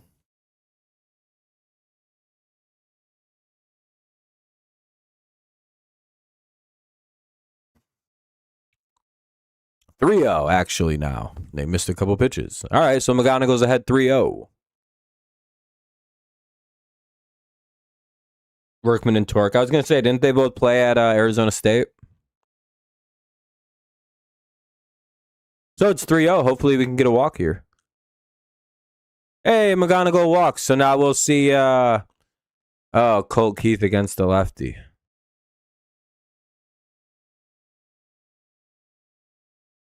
He had a double last year with the Cubs. Oh, okay. Bobby Witt home run. 0, hopefully.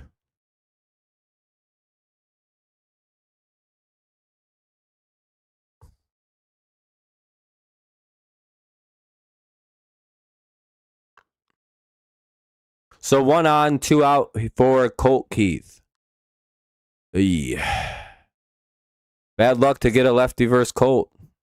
We ain't got no one to hit for him. Ball 1. Wish they'd show his numbers career versus lefties. They're not good. Versus career homer. Okay. And Colt swings at a garbage-ass pitch for some reason and pops it up in front of the pitcher. That'll end the inning. Bottom of the 6th coming on up. The Tigers strike for 2 more runs, making it a 5-3 game on a 2-run homer by Workman. We'll see Laughlin, Caglione, and Diaz do up. We'll see if the Tigers leave into Jesus or if they go get a righty with 3 or a bunch of righties do up. Bottom of the 6th, 5-3 Tigers. Let's see, and I don't even know who we got right now. We got like Burt Smith.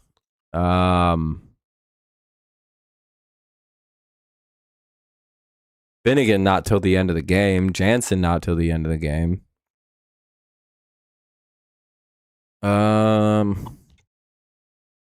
Boy, we're about to see. I don't even know who come in.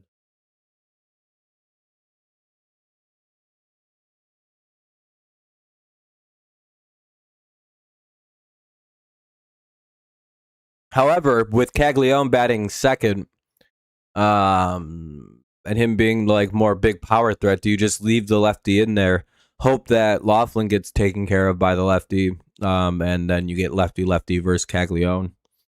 It's probably the way to go. Is that or they can get rid of Hao Lee and send him down, or you could just DFA Zach Short so you open up a spot on the 40 man so you can bring up Max Anderson, and then you could probably just DFA Perez as well to bring up Clark. Like the moves are right there; they're already there for the Tigers. De Jesus will stay in the game to pitch. It looks like. Some defensive moving happened. Kevin McGonigal will go to short. McKinstry will go into second. And Gage Workman will go play third. Yeah, Verlander's not going to play this year. That was pretty obvious. All right, well, we're back from another commercial break, boys. We got basically 2 pitches and went right to a commercial break again. Don't you just love 2-out pitching changes?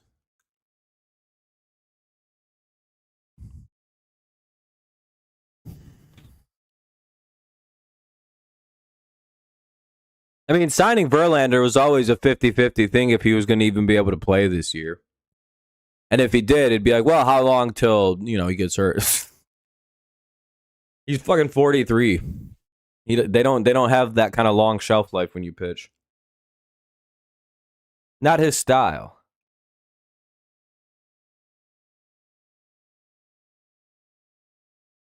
He's thrown too many balls. I think he's just about cashed.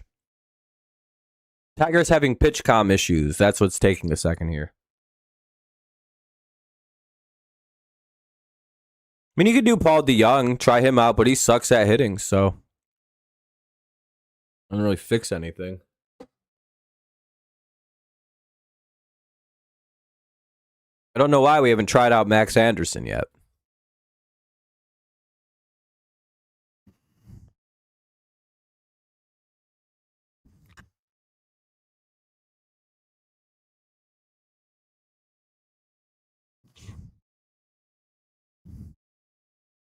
Oh, we have to sit through a bunch. Anyway, De Jesus gets it in there for a strike. Now they're finally going. 0-1. Bottom of the 6th, for Tigers at 5-3. They're hoping for a clean inning out of De Jesus so that way they can, well, maybe something goes their way. Who knows? 0-1 on Laughlin. Ball 1, sorry. 1-1. Ball skipped into the dirt.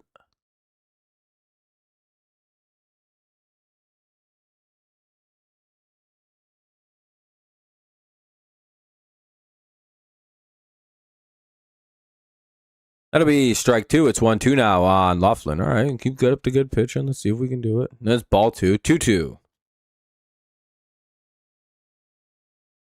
Yeah, but he's been bad the last 4 years. There's a reason he was unsigned, and there's just reasons Paul DeYoung was available as a free agent.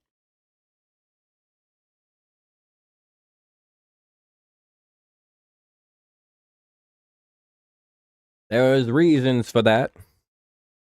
Have a good night, JD. It was nice seeing you, man. And he gets a pop out. Nice stuff. Nice way to start the inning. Now you get lefty on lefty against Caglione. Take whatever little advantages we can get our hands on tonight.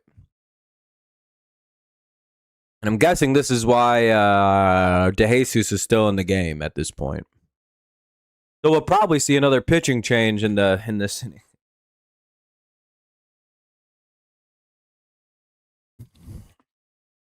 Instead of just letting pitching well De Jesus deal with the end of the inning. We're going to go get like Birch fucking Smith or some bullshit. And Caglione flies out. To the center fielder. Nice play by Vierling. Leave him in. Just let him keep pitching. No reason to pull him now. Cool. Okay, he's going to stay in there. If he's pitching well, just let him just ride it. At this point, we kind of don't really have the best choice. We just kind of got to let a guy pitch well. Hinch has got to overcome that desire to always have the handed matchup. Only for the sake of injury. Otherwise, I wouldn't give a fuck. We used to have a spoil. We only got like 3 good arms left in the bullpen. One of them pitched earlier and hurt her. And I guess kind of Hannafy. They're pretty good. They work well in a tandem, Herder and Hannafy.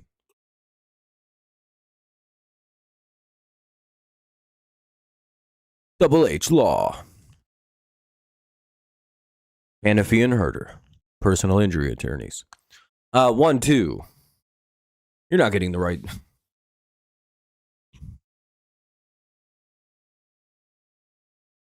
Hannafy, Herder, and Holton. Law LLC.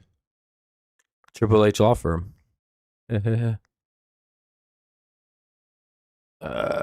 Kyle Finnegan warming up. All right, please finish the inning. We can't really use him this early. Finish him, De Jesus. Diaz, the hitter, with an 0-2 count. Or with the 1-2 count. And grounded up the middle. Nice play by McKinstry. And we'll go to the top of the 7th. Nice job by the defense. Nice job by De Jesus to get a big... That was a big inning by De Jesus. That was really important that he pitched well right there. Good shutdown inning after getting us back the lead. Top 7. Let's see if we can add to it with Dingler, Green, and fucking Perez due up. Dingler, Green, and Perez.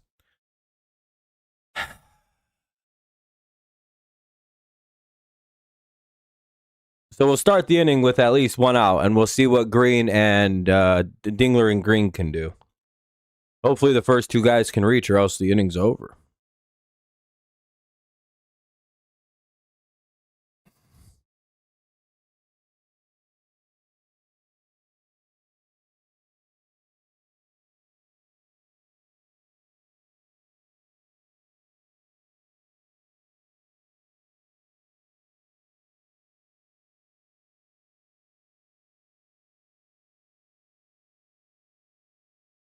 Do-do-do-do-do-do.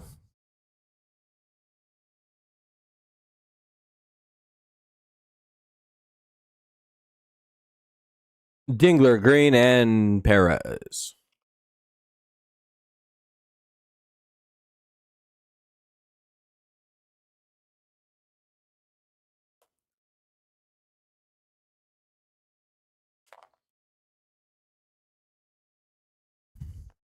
I personally had thought Paul DeYoung retired because he kind of fell off hard.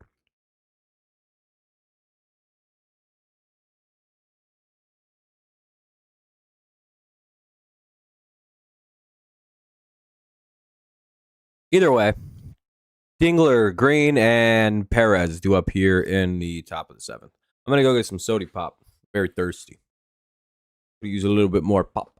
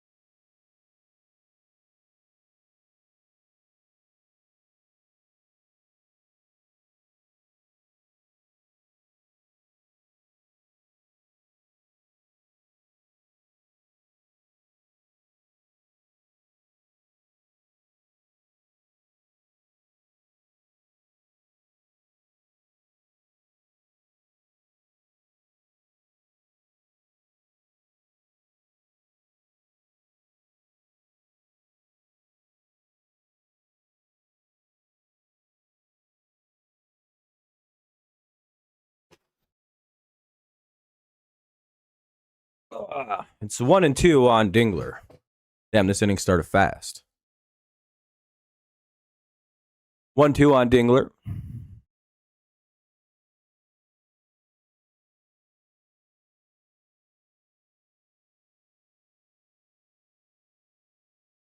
2-2. Ball missed up. Damn, my battery's down to 9% on my playback device.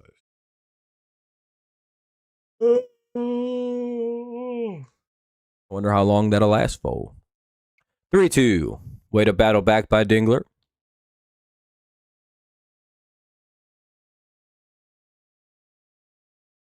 Yeah, I mean, maybe. I don't know. I don't know if that'd help. Like, Kerry Carpenter it tends to get injured a lot. Casey Mize tends to get injured a lot. Verlander's really old. Javi Baez is kind of in bad shape physically. We kind of already, but his was a freak injury. I don't know. Some of the other ones are just bad. I feel like it's just bad luck overuse. That'll be strike 3 looking. Down goes Dingler, and here's Riley Green. I don't know. The Lions is a very simple solution. Dan Campbell needs to stop doing full hitting in the middle of the season. If the Lions stop doing tackle practices on Tuesday and Wednesdays, they probably avoid a lot of the injuries that they seem to suffer. Because I'm not going to lie, I feel like the Lions suffer a lot of non-game injuries. Where like it'll be like Wednesday and you'll be like, and so-and-so is out for 4 weeks with a broken rib. It's like, when the fuck did that happen? 1-2.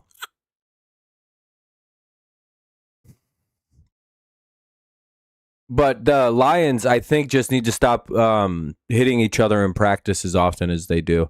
And I think that solves every one of their issues with injury. 1-2.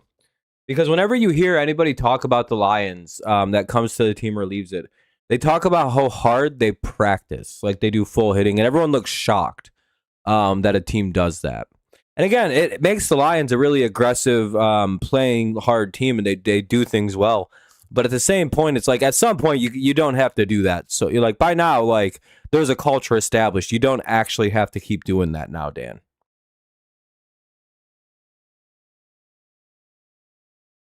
I think that actually fixes a lot of issues for the old Detroit Lions.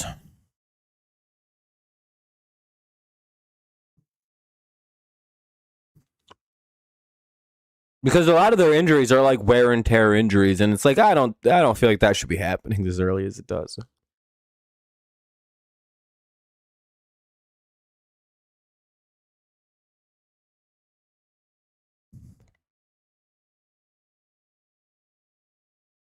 Hey, that'll get down. That'll get past the diving Pasquantino into the right field corner, and Riley Green is in there with a double.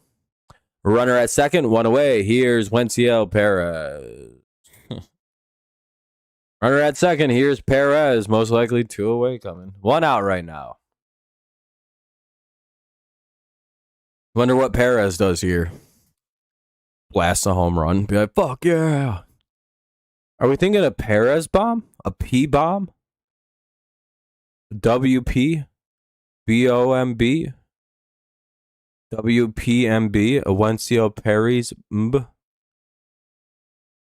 I'd shit myself. I'd shit myself live on camera if he hits a home run. Called strike. He should challenge that. I hope he challenges that and it feels like he can. It is the 7th inning. We shouldn't allow calls like that. Challenge it. Challenge it. What the fuck? He just looked at him and went, man. Like he got mad and yelled at the ump. No, that's a ball. Challenge it, dude. What the fuck? You can challenge that, Wenciel. 2-1. It should be 3-0. I don't know why he didn't challenge that last pitch. Oh, well, he's going to hit a home run. That's all that matters.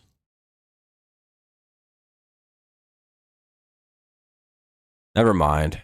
Oh, he has a base hit right up the middle. Riley Green's coming around third. He's going to score. Nice. Riley Green scores. So it's 6-2 or 6-3 Tigers. And Perez took home on the throw home. Kind of a high throw. And there we go.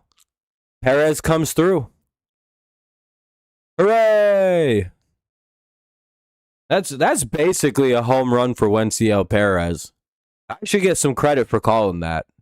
Like a partial, like I almost called him hitting a home run. But like for Wenciel Perez to get to second base on a swing, I basically called the home run. That's almost a home run for him. He's not really capable of doing much else. That's about the best he's. And they're going to go with the pitching change here. What a surprise. A mid-inning pitching change. The last 4 innings have had one. That's awesome. We did need that run badly. Now that it's 6-3, we have a lot of breathing room. If we can pick up this run here, that makes a ton of difference. They're going to go get a righty for Torque. They're going to go get Alex. Oh, boy. Alex Lange is coming in to pitch for the Royals. Alex Lange wears a pretty cool turtleneck, it looks like, even though it's May. Alex Lange. I don't really know how to say that guy's name. Lange. Lange. I'm glad he doesn't play for Detroit. I wouldn't like that turtleneck. Low key, I prefer my pitchers to dress a little better than turtlenecks.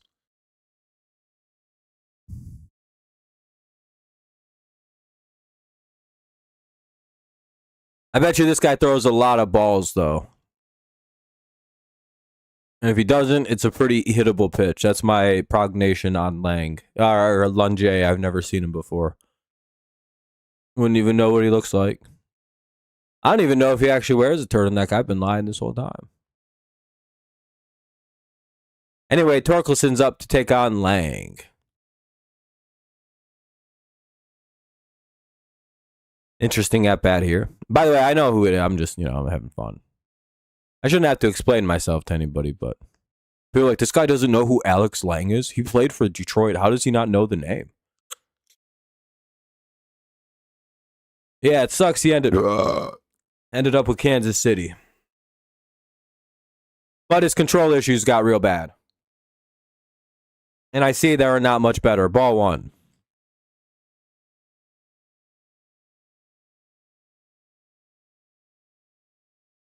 I see his ERA is almost 7 as well. So ball 1.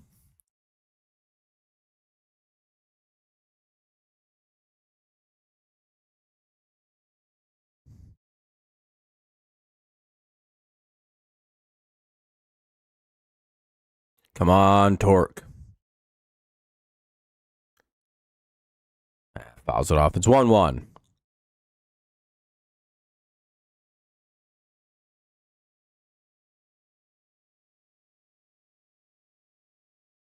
Yeah, Riley Green runs like his legs are fucked up. Like, did he hurt himself, hurt his legs last year? Or was it the year before? And he's just ran funny ever since. He runs like he got a shit. Like he's got a real big deuce he's got to let go at any moment. 2-1 on Torque here. I like the comment people make that Riley Green is the worst looking athletic guy ever. And I don't know about that. I think Perez might have got in there and stole that base. No, we're not even going to look at it. Hold on. Nope. Okay. Oh, they got him. Yeah. Shitty slide. It's 6-3 Tigers. Perez got caught stealing third because he sucks at baseball. 3-1 on Torque, though. Let me guess. Torque gets a base hit and Perez would have scored anyway.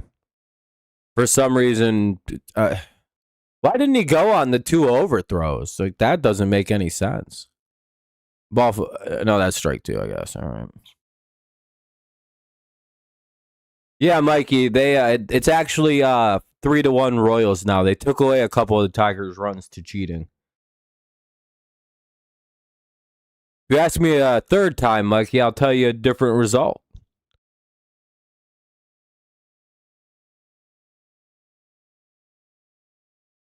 Ball 4. All right, 2-out walk. So, yeah, Perez running there was kind of dumb. Here's McKinstry. Especially if McKinstry hits off this righty.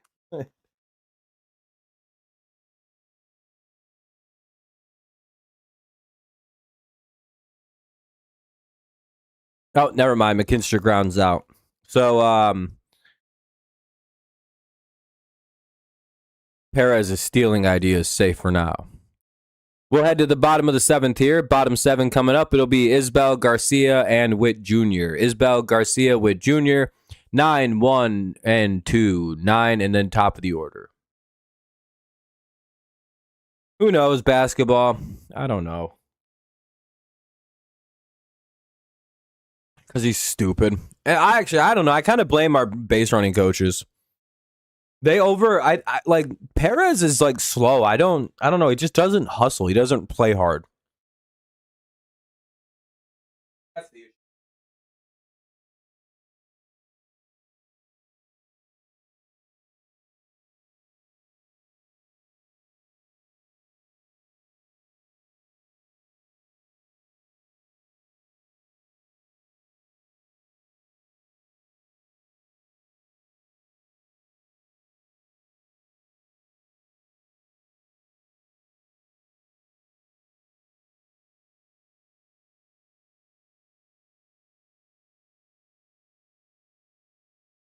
Here's how I sum up Perez, right, and his ability to play baseball.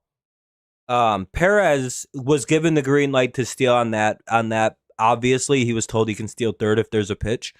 So he doesn't go on the two balls that bounce in the dirt, which were very obviously going to go in the dirt from the moment they left Lang's hand.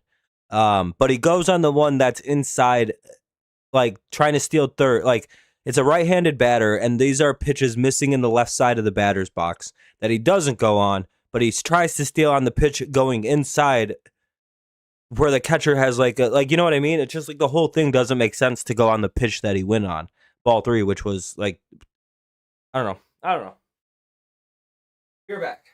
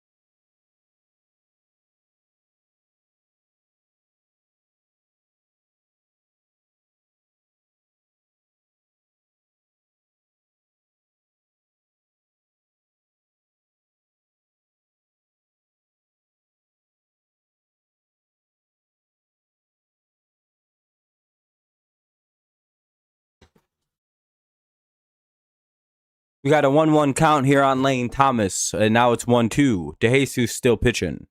Had to piss too, sorry. What's up, Lex? You listen to the basketball game. Oh, nice. Are the Pistons playing? Oh, Lane Thomas just got called out looking. Nice pitch. The Tigers won the challenge.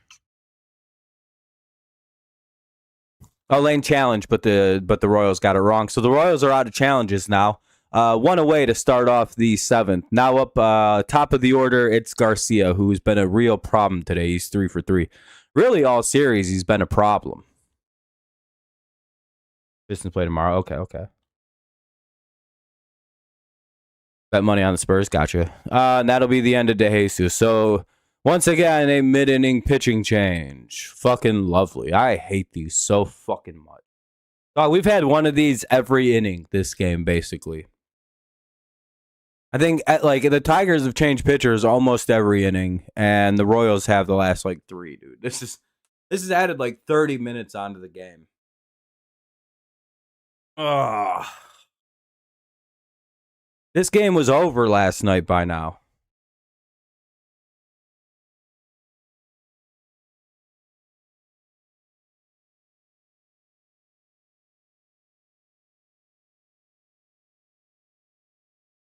One moment.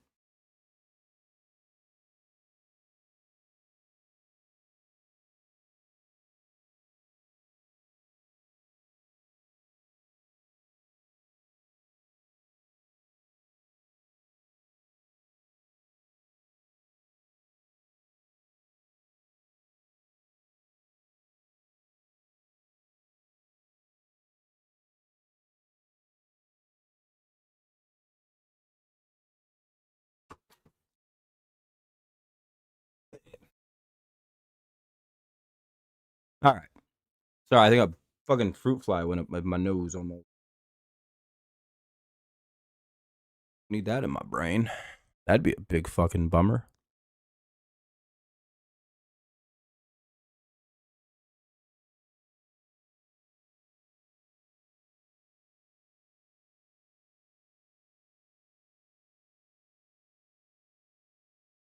Oh.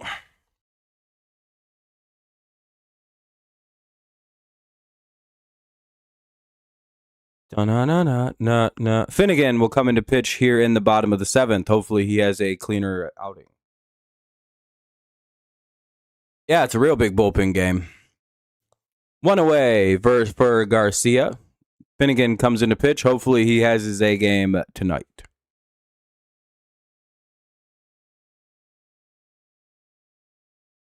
We could use a really good outing. Ball one. Fuck. Not idea.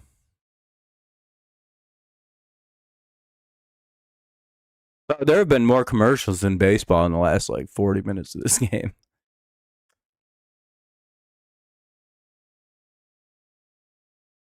Ball two. Come on, dude. You got to throw it somewhere in the zone or at least get him to swing.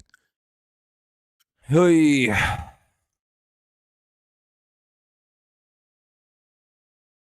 ain't gonna walk him.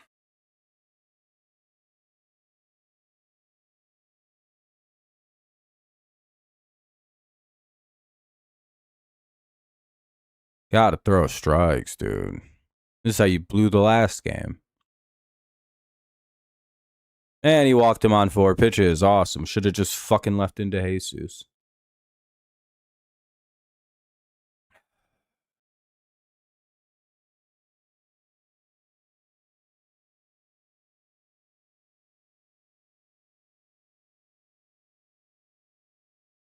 All right, well, here's Bobby Witt with 1 on and 1 out.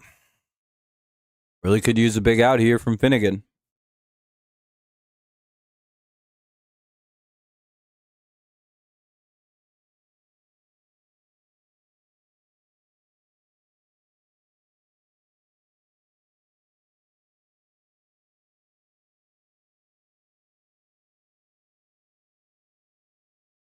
Swinging strike 1, nice pitch. Ground ball would be idea to maybe try to turn 2, but our infield, you know.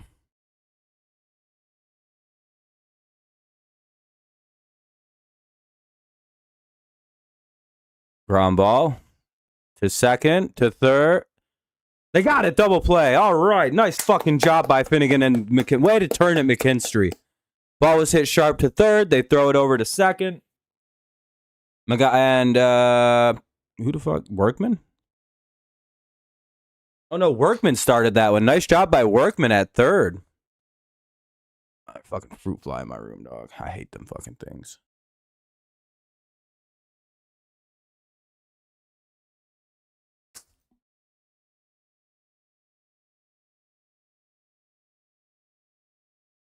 Wants to fuck around and be by me. I'll fucking murder it eventually.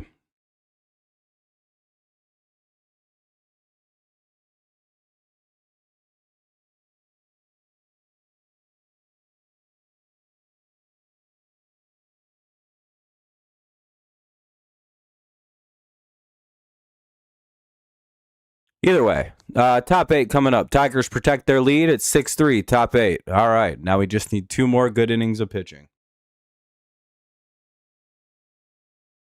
Just got to survive 2 more against the middle of the lineup.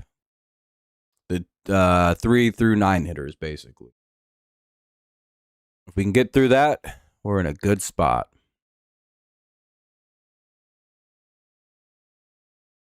Alex Lang will stay in the game. Workman up to hit.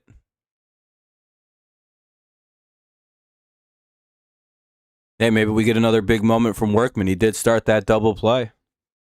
So Workman comes in, starts a double play off Bobby Witt, and hits a 2-run homer that gave us a 5-3 lead at the time.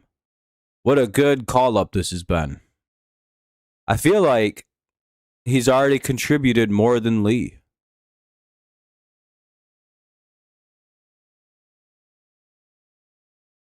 At least more than Zach Short has. Zach Short's done nothing except fucking give away a game. Pop up a bunt, lose shit. Workman comes up, starts a double play against one of the fastest players in the league, and also has a 2-run homer. Pretty crazy. Fouled away, it's 0-1 here on Workman. Somehow this fucking thing is behind.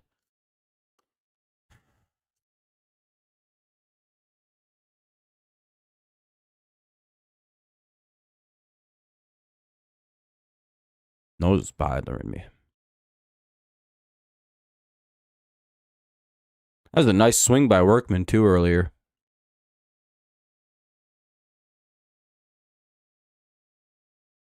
So 1 though. He fouls that off. It's 0-2. 1 second. My nose is really.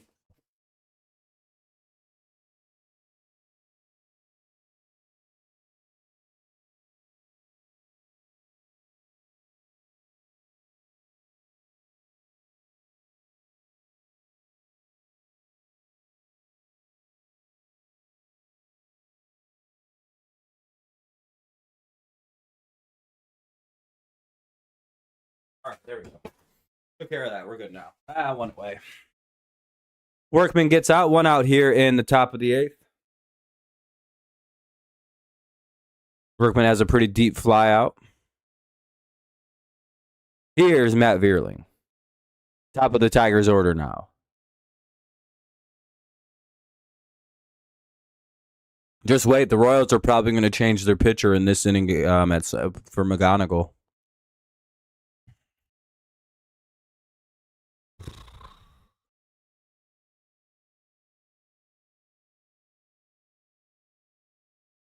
Think we'll see another pitching change here in the 8th inning? Vierling grounds out. 1 away. Or 2 away, rather.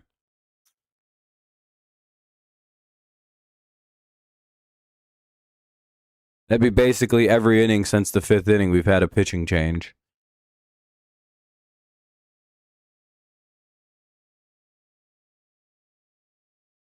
No? You're just going to let it play? All right, cool. Maybe the Royals don't got any lefties in the bullpen left. Ball 1 to McGonigal. Nobody on, 2 away. Fouled away, it's 1-1.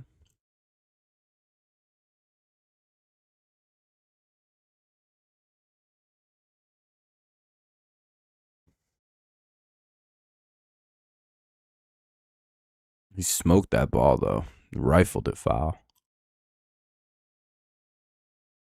The McGon bomb would be pretty cool right now. We all want to see it. Even Royals fans, they don't even know they want to see it, but they do.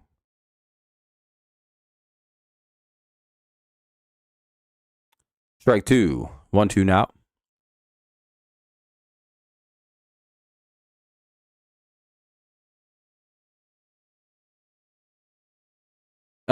Not really. Just a normal summer. Normal bullshitting. Gotta teach summer 2. Ball 2. 2-2.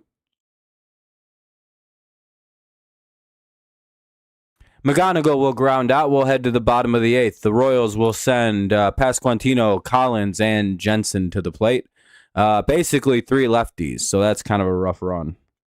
We don't really have an end unless they bring in Holton, which they might. We may see a Tyler Holton sighting here this evening. That's probably the right pitcher to bring in this moment. That'll put Collins on the right side of the plate. Pasquantino at a disadvantage. He can't hit lefties that well. And Jensen, at least we'd have the fucking handed advantage. I don't know. We don't pitch to him well. You know what I mean? So I'm guessing you bring out Holton here. And then Jansen for the 9th, and hopefully he can pitch.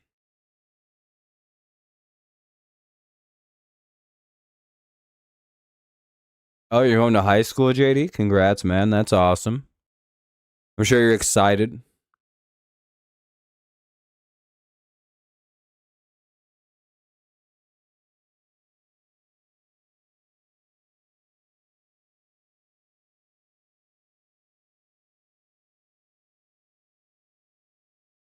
Wembanyama got ejected. Oh, yeah, I see why. He fucking just elbow punched a guy.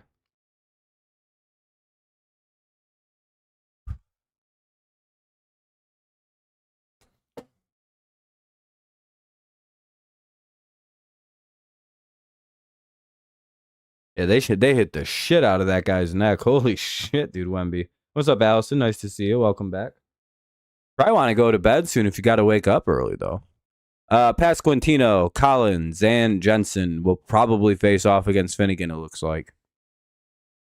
Not a bad move, but I don't know.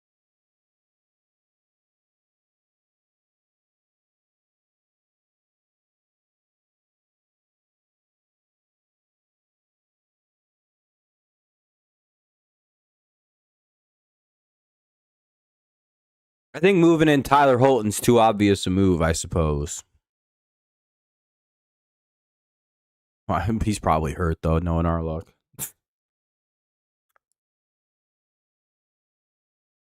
Finnegan into pitch. You woke up at 6:20. That's a pretty early wake up.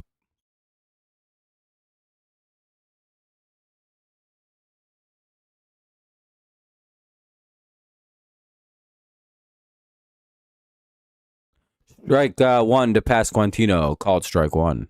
6-3 Tigers lead here in the bottom of the 8th. Tigers are up 6-3, bottom 8.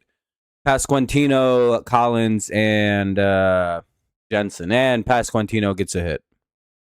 I don't know why we didn't go get Holton.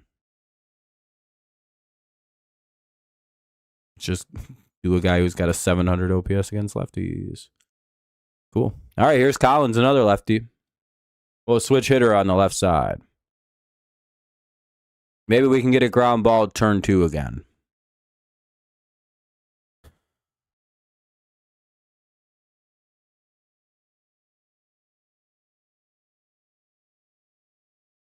Let's hope we can get Collins here. Nobody out, runner at first. Not a good start to the 8th inning.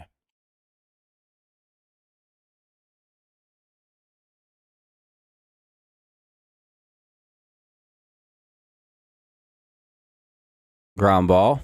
Throw down to second. They at least get the lead runner. No one was able to get over to first in time. Collins beats it out. So 1 on, 1 out for Jensen. Now let's see if we can't turn 2 with Jensen up. I believe this guy, I don't know what position he actually plays. Is he a catcher, Jensen? Like like that's his position he plays usually. Another lefty do. One on, one out. Let's hope for another ground ball. Try to turn 2.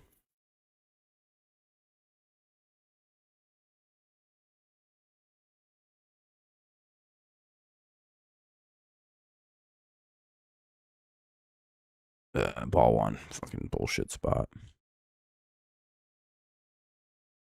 Well, obviously he's DHing, but he probably plays a position. I think he's a catcher when he's not DHing.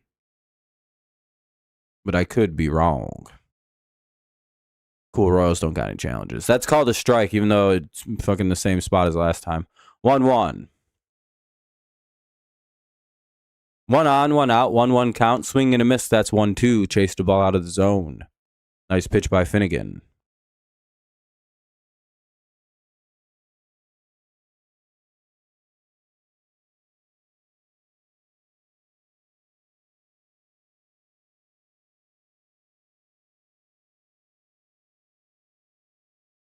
Cool. Jensen was a Royals fan growing up.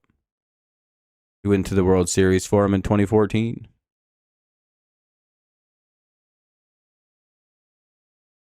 2-2 on a ball. Yeah, I know he's playing DH tonight, but I think whatever. I'm done asking questions.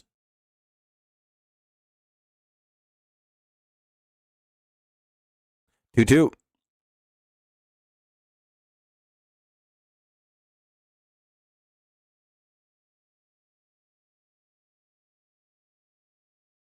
And pickoff attempt, nothing happening.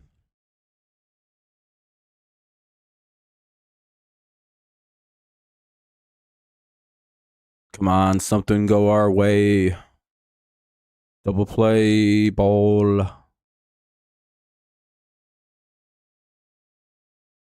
Fucking ball 3. Come on, dude.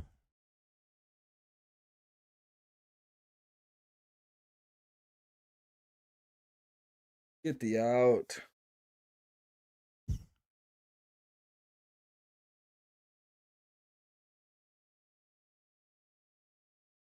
And he walked him. Son of a bitch, dude. 2 on, 1 out. Don't know why we didn't bring in a fucking lefty for this inning. We have a good one. Holton sitting there.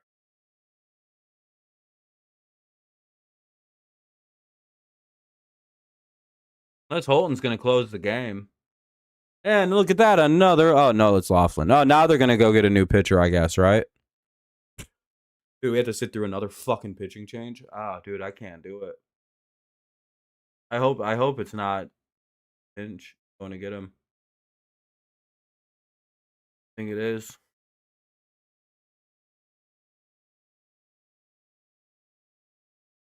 Yep, they're gonna bring in another. Why the hell didn't they bring in a lefty? That's the 4th lefty in a row. Boy, it almost seems like we should have brought in Tyler Holton to pitch this inning. Because all they're going to do is... And then there's another lefty due up in Caglione. Wow. Only we had a lefty guy right in the bullpen ready to pitch. Swing and strike 1 on Massey.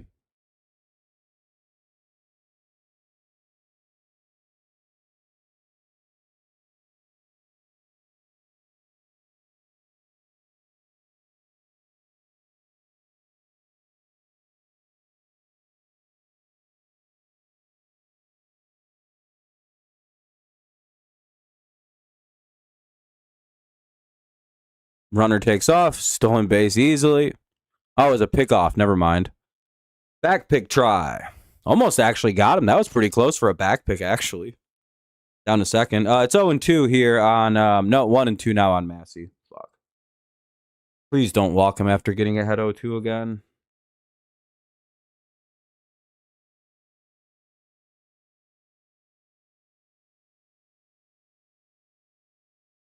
I don't think Jensen's past his prime, is he? He was like a little kid in 2014.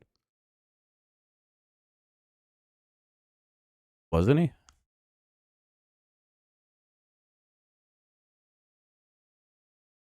Please be a ground ball out so we can turn 2 and leave the inning.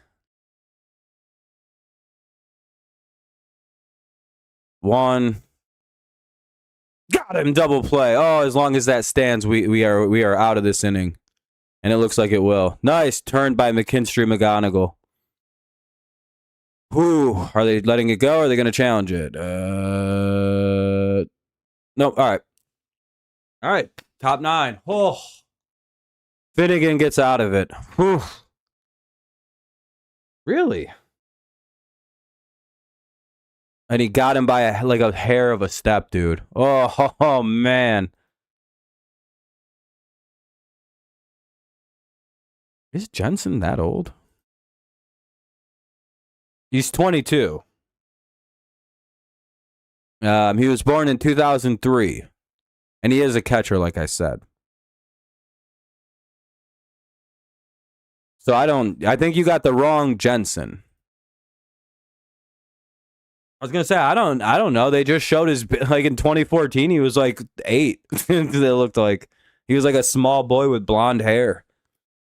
Not a wrinkle on his face. Tigers final at bat here, hopefully, of the game. Top 9: Keith, Dingler, and Green.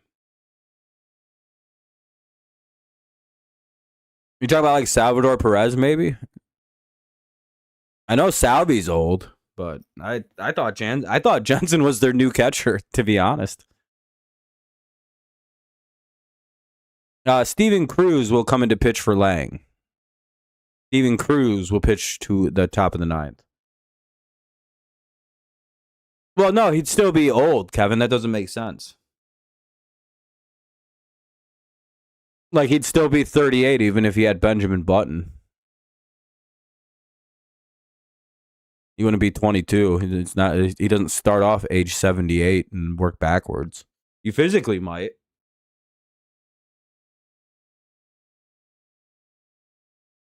Do you know that like the only time with Benjamin Button disease that you actually catch your age is in like your 30s? And then you just keep getting younger.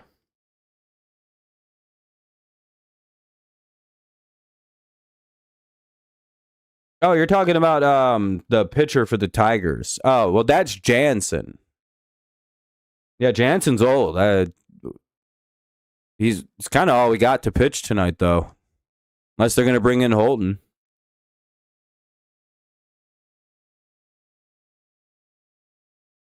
Yeah, I think it's Kenley Jansen, though, for the closer. I could be wrong.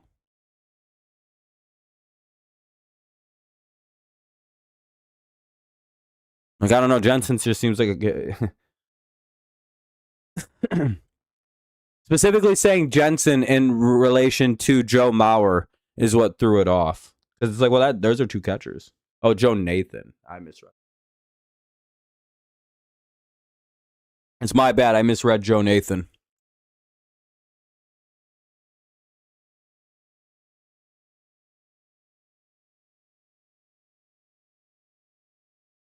And Keith strikes out on 3 pitches. Not a surprise. 1 away. Yeah, I'm talking about a different. He's talking about somebody else, Allison. He's right.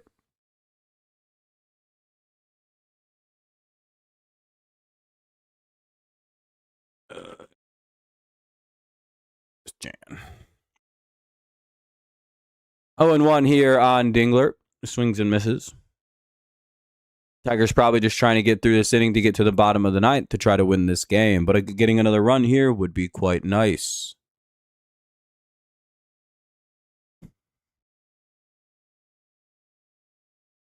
I think with a slew of lefties due up, do you go with Holton in the 9th? I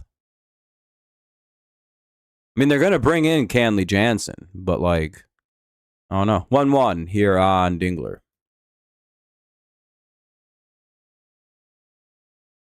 Is it so cut and dry you bring Jansen in the 9th with all the lefties? But then you're at the top of the order. I don't know. Maybe bring 2 guys in. Swing and strike 2. It's 1-2 now on Dingler.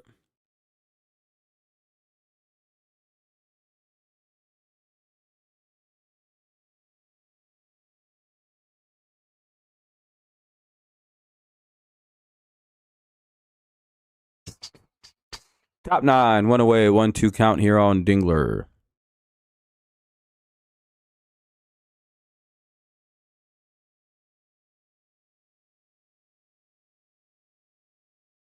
Ball 2-2. We'll see. Yeah, I mean that's it's also the beginning of the year keeping us alive. I mean, the Phillies were like one of the worst teams in baseball last month. Now they're like the same record as us if we win. You know what I mean? You can turn around real quick here in the opening of the season. Hey, Dingler has a double, a dingle double. Hey, maybe if Green can come through, maybe we get another lead or another run, 7-3. Give us something to look forward to as we head into a break.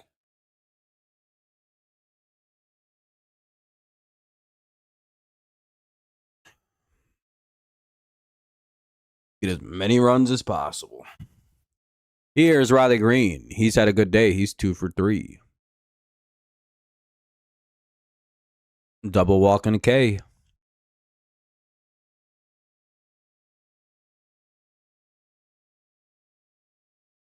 Strike 1. Come on, Riley driving a run. Ball 1. 1-1 now.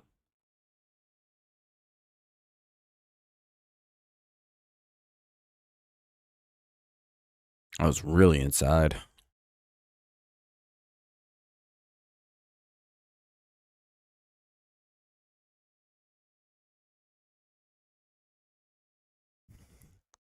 Well, it would have been 0-2 or 1-2, but now I think that'll be changed to a. Let me see where that pitch is at. Yeah, that is probably a ball, so it'll be 2-1 now on Green.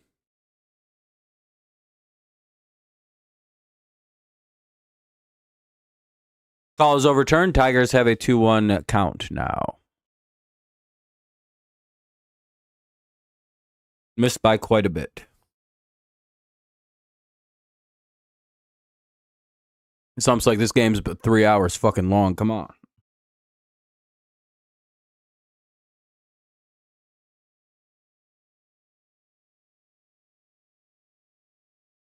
And they walk Riley Green. It's 4-1. 1 sec.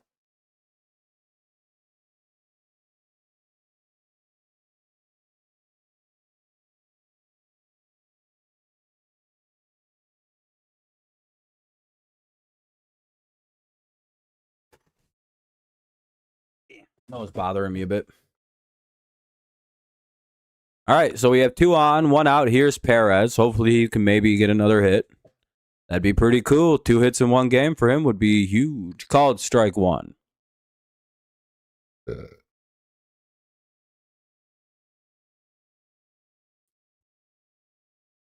He gets out. Hopefully that's not a double play.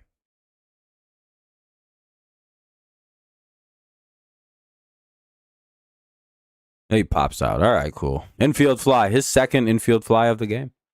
Believe it or not.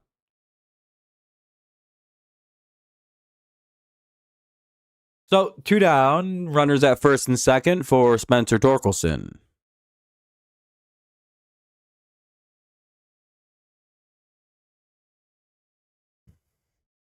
Yeah, Jansen's warming up. He's the only guy. Well, I hope he can actually pitch tonight. We could really use a good outing. And we have a good amount of likes, 28. Pretty solid. If you haven't dropped one yet, consider doing so. Helps us out a ton. Appreciate you if you have. Sorry, that is a tongue twister. 1-1 here on Torque. Man, my nose is fucking really annoying me right now. 1-2 on a swing and strike.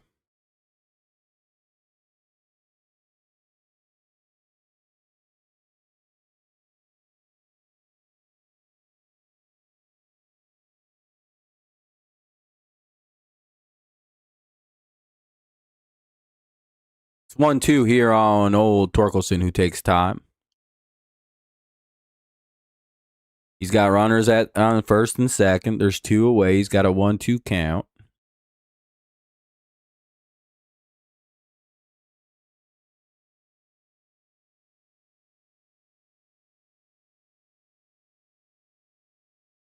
Ball 2, 2-2.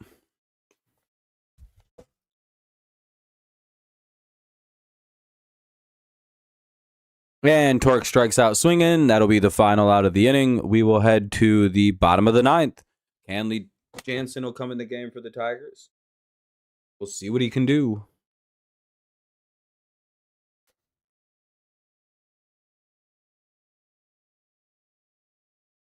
So there's like a fruit fly fucking with me right now, and I want to kill it. All right, we'll see Kenley Jansen come in to take on Caglione, Diaz, and Thomas. Maybe any other pinch hitters they may have. We'll see.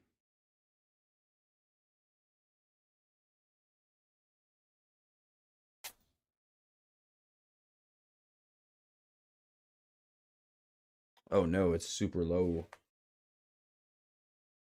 My device is almost dead.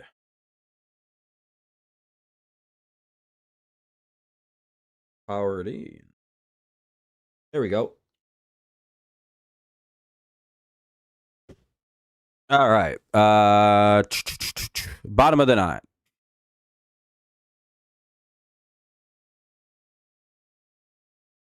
Bottom of the ninth coming up.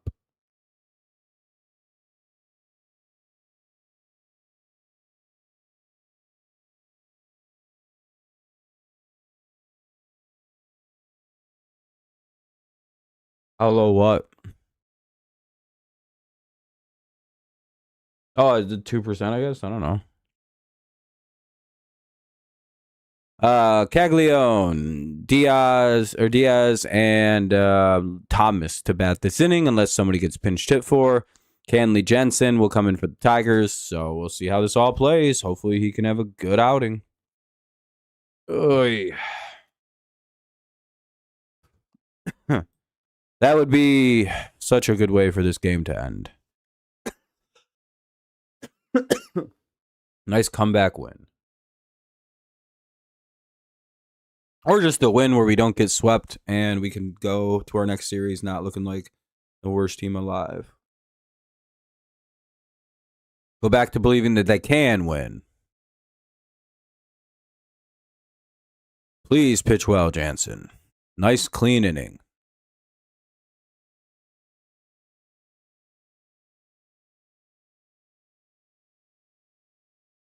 Why are they showing his blown saves?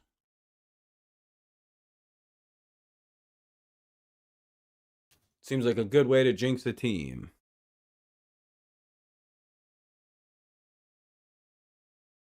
Noah? Yeah, he'll pitch next inning in the top of the 10th when they keep going. I guess. I don't know. No. If he's already left the game, no, he won't pitch again. If you're gambling on baseball, I think it's best you know how the rules work in the future. He can't come back into the game once he's left it as a pitcher. That's the end of the line. 0-1.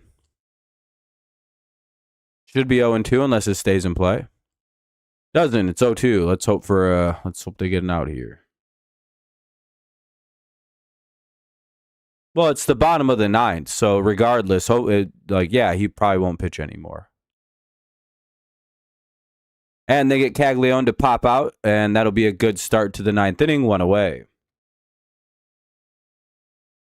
Well, I mean, you already asked if he's going to pitch again.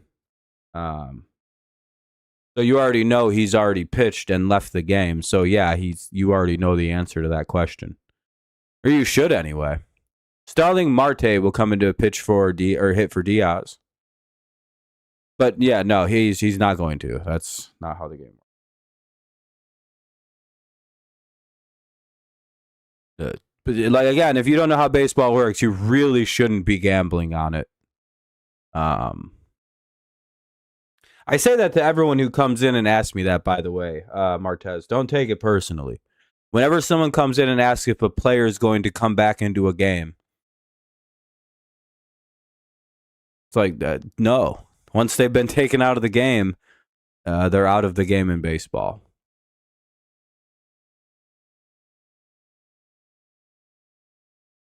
Pitchers are risky bets. So one on a foul ball.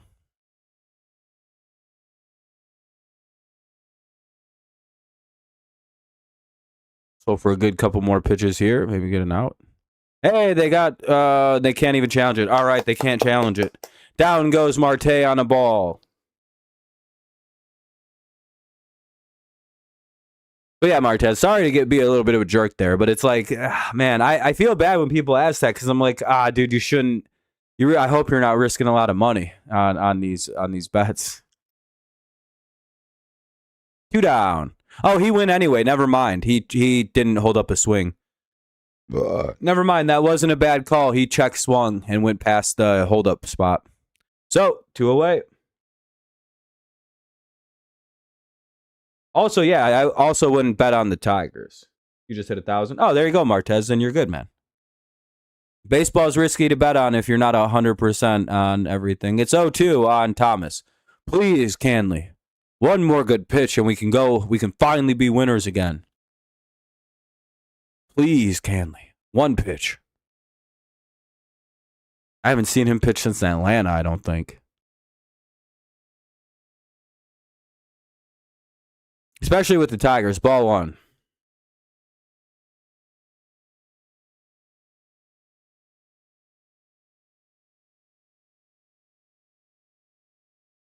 Come on, 1-2. Give us a strike. And out. 2-2. Why are you trying to go for strikeouts? So I just get the out.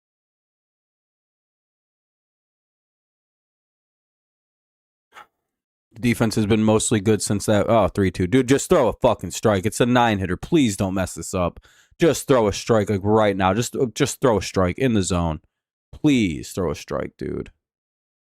We cannot have Garcia and fucking Witt and Pasquantino come up against you. Oh, no. Just throw it in the zone, dude. Of course they should challenge it. It's a ball.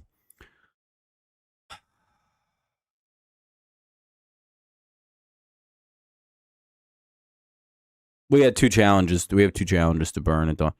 Struck him out swinging. Oh, fuck yeah. All right. GG's to the Royals fans. Holy shit, dude. GG to the Royals fans. Good series. Good game. We avoid being swept. That's all I'm excited about. 19-22. Royals fall to 19-22, so we're tied again. What a weird game. We got the win. That's all that matters. Workman, kind of the hero of this game. He comes in, hits a 2-run homer in the 6th that turned out to be the game winner, and he turns a huge double play in the 7th inning, I believe. That kind of shut down the entire Royals offense, I think.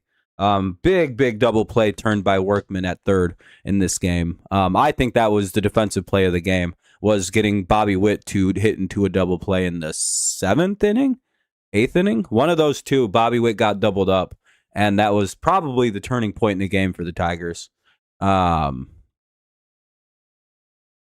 Let's see. Hanafi did good. He opened the game, went 2 innings, gave up 2 hits. Herder came in, did an inning and a third, gave up 1 walk and a strikeout. Anderson came in and gave up 3 runs, 3 hits, 5 hits, 3 runs, 3 earned, and had 4 Ks. And then DeJesus pitched 2 and a third, 1 strikeout, beautiful outing. Finnegan came in, gave up just a hit and had 2 walks. It's pretty standard outing. And then of course Jansen comes in, gets a 7th save, strikes out 2. Good job by the Tigers, finally getting back to a win, snapping a 5-game losing streak, and now they get the day off. Yeah.